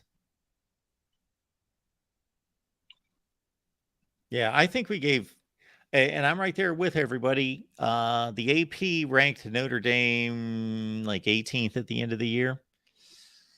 Yeah, that could be a little generous. Yeah, a little generous. I mean, they won some I mean, if they're that good, I don't think they should be that close against Navy, Cal, and BYU. In addition to losing to Marshall and Stanford. Yes, in addition to, and those are 5 games. Those are 5 out of 12 games they play. DeReal, I have people on Twitter that in the last couple of weeks have sent me direct tweeted, whatever they call it, halftime scores of the Ohio State Notre Dame game because Notre Dame was winning at halftime as some like proof that means something. So it shows you the grace that Notre Dame has fallen to where they need to go to halftime scores to have an argument. Yeah. So I mean, Notre Dame is just the younger person's version of Nebraska. They were once a great school, but now the national titles are just out of sight, out of mind. Is there anything wrong with that statement I just made, Mark? No, there's nothing wrong with it. Notre Dame's a really good football program. They're a top 15 program. Brian Kelly can be thanked for that because they were not that for over 10 years before that with Charlie Weiss and with Ty Willingham and with Bob Davie. They were racking up 7 and 6 seasons like nobody's business. And Brian Kelly elevated them to what was Michigan, Penn State level play, top 10 to 15. And they've been really good. They've been a really good football program for the last 10 years, mostly under Brian Kelly, of course. And when they play an elite team, they get generally manhandled. They always lose and they generally get manhandled. And that needs to change for Notre Dame to have some kind of argument on the national scene. Is Brian Kelly the Notre Dame version of Nebraska's Bo Pelini? Well, he's a higher grade Bo Pelini. Obviously. Notre Dame, I think, is a higher grade version of Nebraska, though. I think we're going to look back at it in 5-10 years, and we're going to see that Notre Dame's going 8-4, 7-5 every year. And the Notre Dame fans are going to be happy. I think they got a little ahead of themselves, assuming they can win 10 games every single year. Well, I think that Notre Dame has a lot more hope going into the future than Nebraska does. I think that they're a national player for top recruits. And so they're still a destination. They're still, again, a place where when you look at top recruits, you see Notre Dame on that list in a lot of top 5 and high 4-star battles where Nebraska's not, they're not in that game. Oh, I'm not going to say they're falling all the way down to Nebraska's level. I mean, Nebraska hasn't made a bowl game since 2016. I'm not saying that. I'm just saying they could be the Richmond's Nebraska, where they go 7-5, 8-4 every single year. Marcus Freeman doesn't turn out to be the greatest thing since sliced bread. And they look at it, Brian Kelly's probably won a national championship at LSU by that point in time. And, it turns out Notre Dame probably has some ceiling on them because of where they are in the country and their academic standards and stuff. Would you disagree with anything I said there? Not necessarily disagree. I do think that, again, Notre Dame is an interesting, intriguing situation. They still have and always probably will have a national brand and will be able to stay in high level recruiting battles. And I don't know if they hired the right guy. All the people that I talked to believe that Marcus Freeman is the right guy. I think maybe he was a little bit, they jumped the gun a little bit ahead of when he would be ready for that job, but maybe he's weathered the storm. And I think Notre Dame is a place where you can be nationally relevant on the national landscape. But that very, very top elite level is something that they've had an issue with because they don't have the collection of talent, nor do they right now, until proven otherwise, to deal with Georgia, Alabama, and whomever else is in that tier at the time. You're right. You're absolutely right. And I mean, we got college football in a day or two away from now? It's conceivable they go to Dublin, Ireland, and take an L. It's seriously, it's conceivable. I mean, they only beat them by 3 last time. Yeah, it's conceivable. I would be pretty stunned if Notre Dame lost. Would it be a bigger upset than Northwestern beating Nebraska last year? Based off what we know with those two teams. Yes. Okay. Yes. Okay. I don't see it that way. I don't see it that way at all. I think Navy could improve this year. I heard they're going to actually try to learn the forward pass. They're coming out with 1950s football instead of 1930s football, which is going to be good.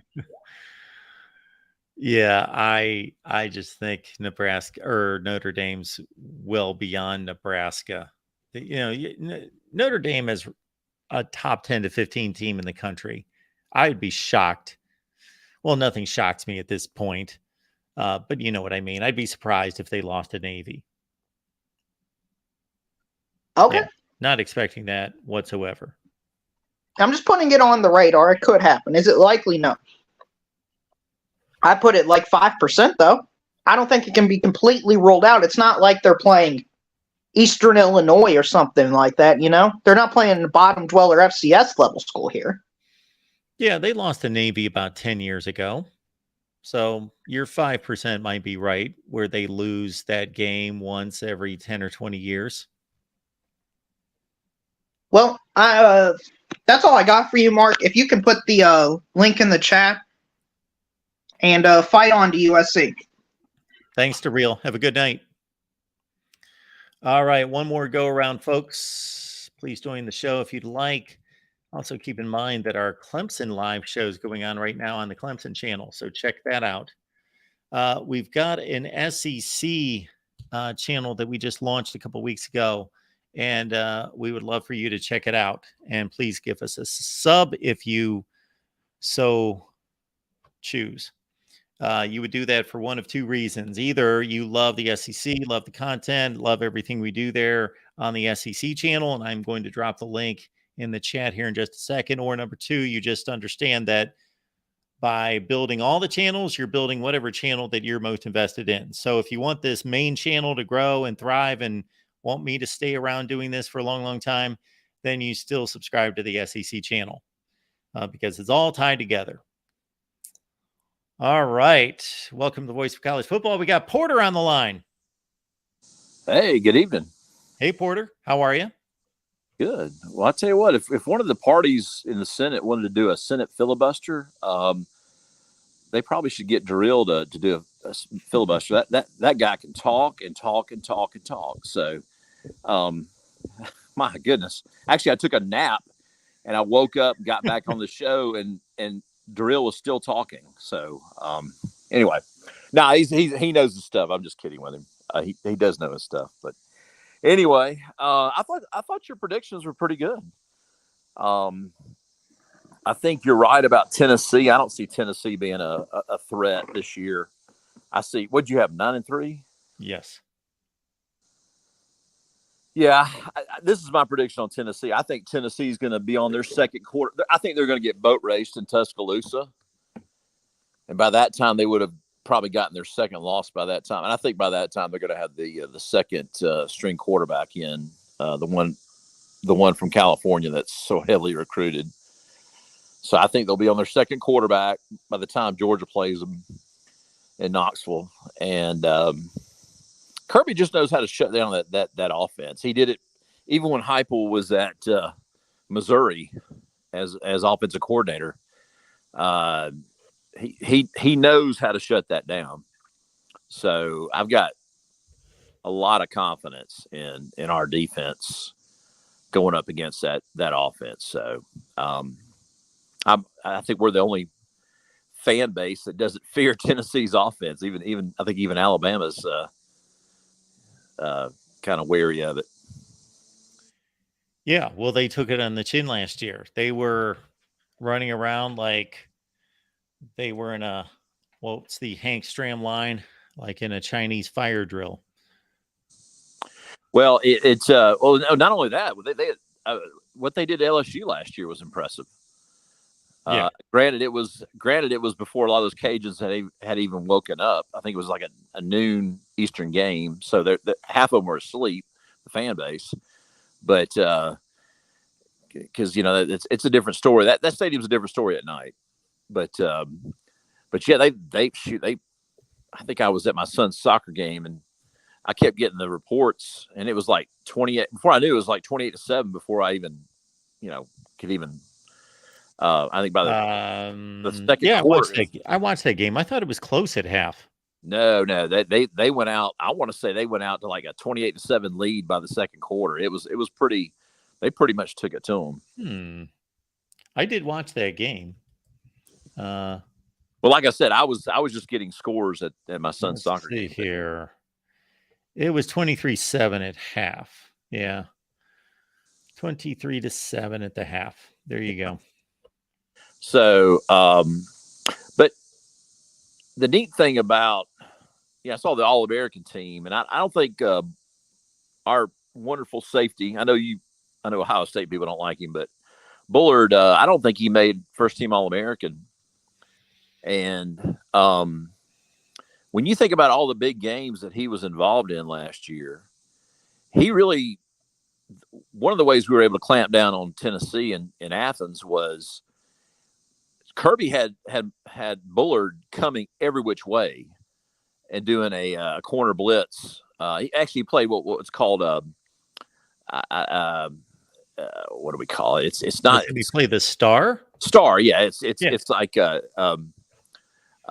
so he was our star guy. So he lined up on the slot guy, but then he would come with the blitz, and I bet he had 3 or 4 sacks in that game. So Hendon Hooker didn't know where they were coming from. So he was involved in that game. It was a huge influence in that game. We all know what he did against Ohio State. And then obviously in the national championship game, he had 2 picks and I think he had a fumble and 2 picks in that game. So that's one of the common threads that we had last year that's coming back on the team this year is Javon Bullard. I think I'm saying his name correctly, but he is a fantastic player. And what made me think about him is that Tennessee game because just what a force he was blitzing the passer from the secondary.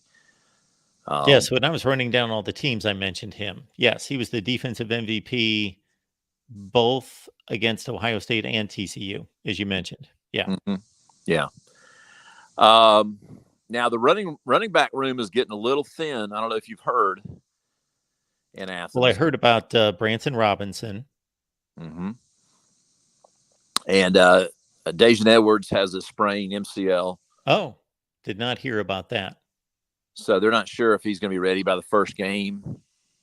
So I don't think that's. I mean, that's not going to matter really. But we really need him healthy. We need by the time South Carolina rolls into town, and we need the kid from California. I mean, his name escapes me. Probably our best back when he's healthy. We need him healthy too. He has a hamstring.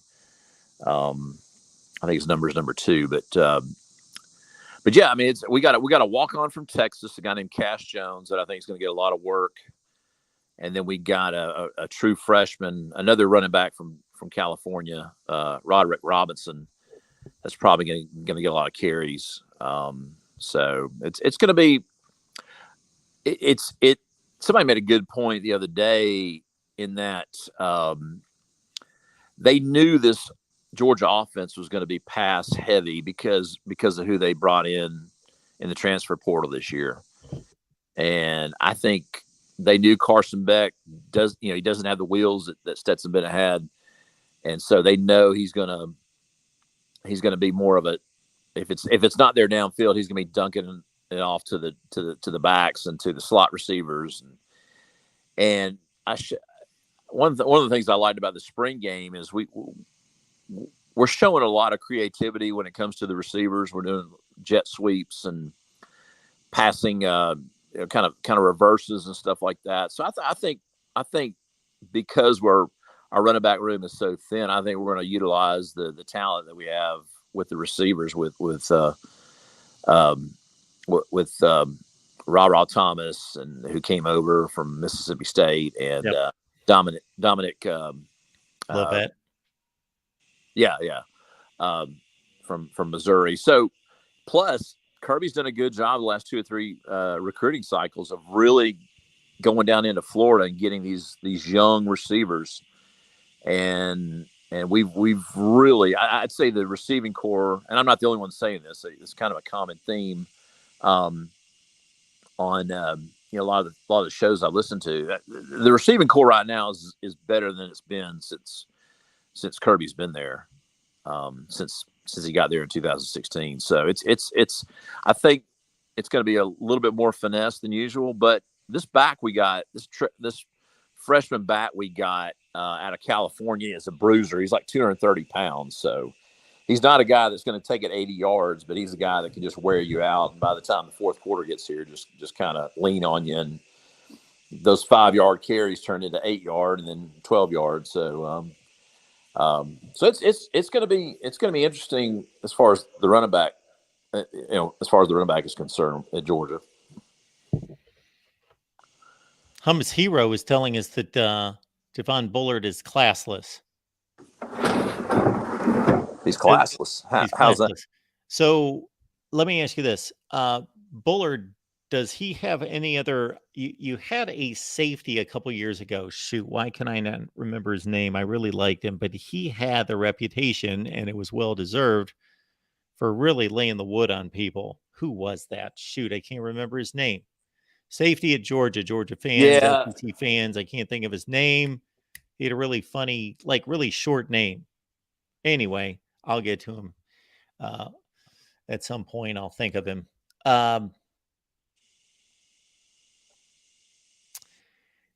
So does Javon Bullard have some kind of reputation? Because otherwise, I just think that's guys out there playing football. Like I don't have an issue with Javon Bullard. I don't even have an issue with. I'd have to go back and really study the play and the call and all of that. I think it's questionable. I think it could be called either way, but that has nothing to do with Javon Bullard. He's not an official. Yeah, I mean, he led with his shoulder, so I don't really know what the problem is. And it was reviewed, and it was they made their assessment was that it wasn't targeting. So I don't really know. I mean, I don't know if do you want to like play with 2-hand touch or flags or yeah. I mean, well, you do realize that this summer that the head of officiating came out and apologized to Ohio State and said that it was the wrong call. Head of officiating for who? The head of officiating for, I guess, the college football playoff, whomever was in charge of that, overseeing that particular game. I don't know if the head of officiating of who was it doing it? The Pac-12 maybe officiating that game, I think. So you're saying the head of officiating for the Pac-12 came out and said that? Is that what you're saying? Whoever the crew was that was responsible for that game. Well, he was in the booth, wasn't he? I don't know, but they screwed. And I'm just telling you what they reported. Okay, This that's isn't the way like hearsay. They actually said this. They actually came out with a statement that said, okay, "They well, got the play wrong." you know what? We just need to just give that trophy back. No, I'm not saying that. we're I'm just just telling gonna you facts. I'm just the fact is that they made that statement. I'm not saying whether they made the right call on the field at the time or the wrong call when they made the statement. I'm just telling you that they made the statement. I don't think that's right. I don't think that was said correctly. I think it was somebody who that was No. that was. I don't think that's right, Mark. I think that was somebody. Well, first of all, the Big Ten and the Pac, whatever they are now, they have a certain alliance right now. So that guy has no reason to not show preferential treatment to the Big Ten. So, this guy may want a job with the Big Ten eventually. So I'm giving this conspiracy theory back to the Ohio State people, because the Ohio State people always say the reason why it wasn't targeting is because the SEC is now part of the ESPN, and ESPN controls the playoff, and so that's why it wasn't targeted. So I'll give all these theories back to my Ohio State friends on this chat. So two can play that game. Yeah, I'm not trying to play a game. I'm just bringing up that there was a comment made in the chat, so I posted that. I've defended Javon Bullard because I don't know. I don't think he was doing anything wrong. He basically just made a hit that could have been called targeting or unnecessary roughness. It was not. I'm okay with that decision. I'd have to go back again and look at it because it's been 8 months since I've looked at it. But I'm just adding to the conversation by letting you know that statement was made sometime around Big Ten Media Days. Yeah, Big Ten Media Days. It's so convenient that would come out at Big Ten Media Days. I mean, don't you see the bias in that? This guy probably wants a job with the Big Ten. Can you not see that? He's the head of officials for a conference that has been decimated. So well, first of all, I don't know that he's the head of the officiating of the Pac-12. Well, that's what you said, Mark. No, I didn't say that. Yes, you did. I said he could have been because no. Porter, don't do what a lot of people do and take things when I said, was it a Pac-12 officiating crew? I think he was the head of the Pac-12. That's what I said. I don't know who officiated the game. I don't remember. I know it was another conference, obviously. And off the top of my head, I said it might have been the Pac-12. And therefore, it was the head of their officiating crew. If it was the Pac-12. I don't know who officiated the game. Okay, that was my original point. Is I'm not so sure that the entity that you're talking about, this guy was the head of that entity. So anyway, let's move on. I don't want to get bogged into that. I gotcha. Yeah. So, Hummus Hero saying that Bullard's classless because apparently he signed a photo that said night, bragging about taking cheap shots. But that's, I don't know. Yeah, he did. I think it was a photograph. The guy had to take it down because he didn't have the rights to the photograph. But and also, what is deemed classless at 20 years old versus at 50 years old are sometimes two different things. I know that I've done things at 20 years old that I wouldn't do now. Yeah, done and said things. So, well, anyway, I laugh when I just don't understand how Ohio State people who got probably the most lucky flag in the history of college football against Miami in the Fiesta Bowl can go back and turn around and complain about officiating. Well, that was in no way well, I don't know what the two have to do with each other. They're 22 years apart, for one thing. Half the people that are arguing the game last January weren't around to watch that other game. Well, I know, but you can love the fact that an official made this call, which most of the people in America thought was a ridiculous call. I guess I'm trying to say, you live by the sword, you die by the sword. Porter, I think we both know that most people that make judgments on these college football games don't know what they're talking about. They don't know. Like, if anybody has taken in that game from start to finish, they know that there were a lot of bad calls against Ohio State in that game. But so people don't understand context. They always zero in on one play, one thing that happened, and then they take that to the bank without having knowledge of the entirety of the situation. That's what always happens. And it's groupthink.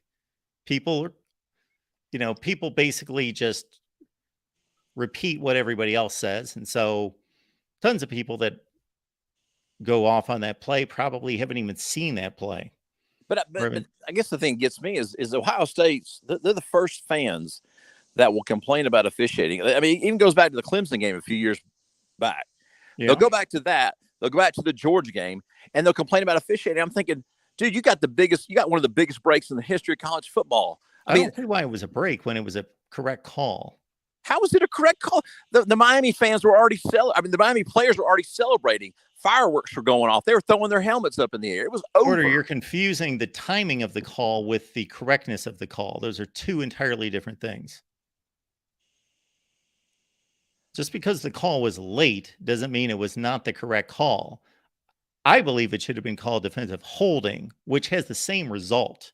It wasn't pass interference. It was holding. He grabbed him by the jersey and had him with both hands on his shoulders. He was holding him. Well, I didn't see that, but I guess my point is just chalk that up as that's just the football gods. I mean, you're not always going to get the calls, and the fact that you got that call, which was a late call, that a lot of people disagree with, just chalk that up as, and that's just the breaks. Yeah, that's an obvious statement there. That doesn't mean you can't complain about bad calls or what you consider to be bad calls. Well, I told you after the Georgia Ohio State game last year, I said I like Ohio State. I like they are a class program. I have nothing against Ohio State, but the way their fans have acted in the offseason have really soured me on that fan base. And the fact that they can't get over that one play, which had to go to review, the fact that they can't get over that just really, I don't know. I just, like I said, it's really soured me on that fan base. I just can't believe what crybabies they are. I completely understand your viewpoint because your team won the national championship fair and square. And by complaining about a call, by interpretation, by connecting the dots, basically saying we would have won the national championship instead of you. So I understand your point. I also understand that as fans, there is a right to, if you deem a call to be incorrect, and then make we don't know what would have happened in the game. We have no idea.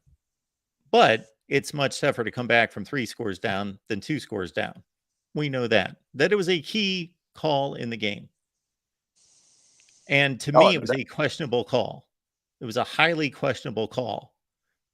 Now, when I say questionable, don't confuse that with wrong call. That means questionable call. It could have gone either way. Yep. But teams need to overcome those things. Yeah, I agree. And Ohio State had injuries. Georgia had injuries. key injuries. Yeah, Leonard. Yeah, our Yeah. our tight end was out of the game. So yeah, and our tight end was out of the game too. So there you go. Well, I think you're right. I think you're right in your prediction. I think we are going to drop a regular season game. I don't, and the way I do my predictions is just like how you do your predictions. I say I don't like to name the game. I just like to just say they're going to drop one of them because I don't know which one it's going to be, but I do agree that we'll drop one. We can't go three straight years of winning, of being undefeated in the regular season. I mean, that's just unheard of. If you look at the schedule, it seems like you will. Like, that's going to be a pretty monumental upset when they do lose. Okay, they could go to Tennessee. What are the most likely games? Well, it's the Tennessee game, South Carolina, Kentucky. Where's that game? On the road? I think the Auburn game is going to be big. Okay, the Auburn game. Because you know how streaky of a program Auburn is. You know your college football. Auburn, I'll give you a great example. Auburn went winless in the SEC in 2012, fired their coach, and the next year they played for the national championship. That is the most schizophrenic program, at least in the South, maybe in the country, is Auburn. And they are a momentum program too. Once they get rolling, they have a really loud stadium. So that's going to be a big test for us on the road, I think. Now, the thing that I like about Auburn is that they really don't have a dynamic quarterback. Thorne is not that guy. He's not that. No. It seems like the quarterbacks that beat Georgia are the dynamic quarterbacks, and he's not that kind of a quarterback. Although they did lose to what did you think of Stidham back in 2017? He wasn't a tremendous quarterback. He's pretty good. So that's the last quarterback I can think of they lost to. Well, probably him, and they lost to Texas in the Sugar Bowl to Sam Ehlinger. Yeah, Ehlinger. But those are the two that I'm thinking about that just really weren't great quarterbacks, but somehow were able to get a win against Georgia. Yeah, and the South Carolina quarterback that beat Jake Fromm, who that would have been Ryan Helinski. Well, no, he didn't make it through the game. Okay. Well, whoever the backup was. Yeah. So yeah, He that's didn't good. Make it through the game? No, they had some backup in by the end of the game. Okay. That was what, 2019? Yep, that's the last home game we dropped, 2019. So, all right, man. Listen, I don't want to stay on here too long, but in fact, I need to go do a little exercising. So, but enjoy the talk and enjoy the games this weekend. All right, Porter. Good to hear from you. Thanks. Bye. Have a good night. Bye. All right. I am curious to see what name I'm going to remember again from that game against South Carolina. Oh, yes, he's right. So, yeah, Ryan Helinski went 15 of 20, threw a touchdown pass in that upset at Georgia. And then Dakarian Joyner, I'm not saying that correctly, but I remember he was one of the 4 quarterbacks that started games for Shane Beamer. What was Shane Beamer's first season? 2021. So 2 years later, he was one of the many starting quarterbacks. Shane Beamer's first year, they had 12 games and they started 4 different quarterbacks, 3 games each, and he was one of them. Okay, he finished the game. They didn't need much out of him. 6 for 12. Rico Dowdle, always fun to look back at names from 4 or 5 years ago. This seems like it was forever ago, and it was 2019. It wasn't even 4 years ago. DeAndre Swift, Zamir White, James Cook. Of course, Jake Fromm had the two pick sixes, right? He had one pick six for sure. Was it 1, 2, 3 picks for Jake Fromm, 28 of 51, 295. George Pickens had a big day. All right, good stuff. That was back when we thought, or some thought, not me, some thought Kirby Smart would never win a big game. Is Carson Beck ready for prime time? Most likely, yes, he is. Mike, thank you so much for subbing. Even though Mike hates, just deplores the SEC, Mike has subbed the SEC. Even though I challenged one of Mike's earlier statements, Mike is a good guy. See, Mike has shown tonight and at other times that even though I challenge some of his statements, he can say, hey, this is part of the fun. This is the debate. And he still locks it in at the Voice of College Football and bam, subs to the SEC channel. So please do the same. Even if you don't like the SEC, if you hate the SEC, but you enjoy what we do here at the Voice of College Football and you're supporting what we do, please subscribe to the SEC channel. The link is in the description section of all the videos. Every video that we do, the link is in the description section. So all of our SEC channels as of September 1st are going away. There's SD1 sports content there if you would like that. And our content, Voice of College Football content, on the SEC channel. And of course, we'll do SEC content here on the national channel as well. All right, folks, appreciate you being here tonight at the Voice of College Football. Let's get it revved up on a Friday night with our Big Ten predictions, and we will see you then.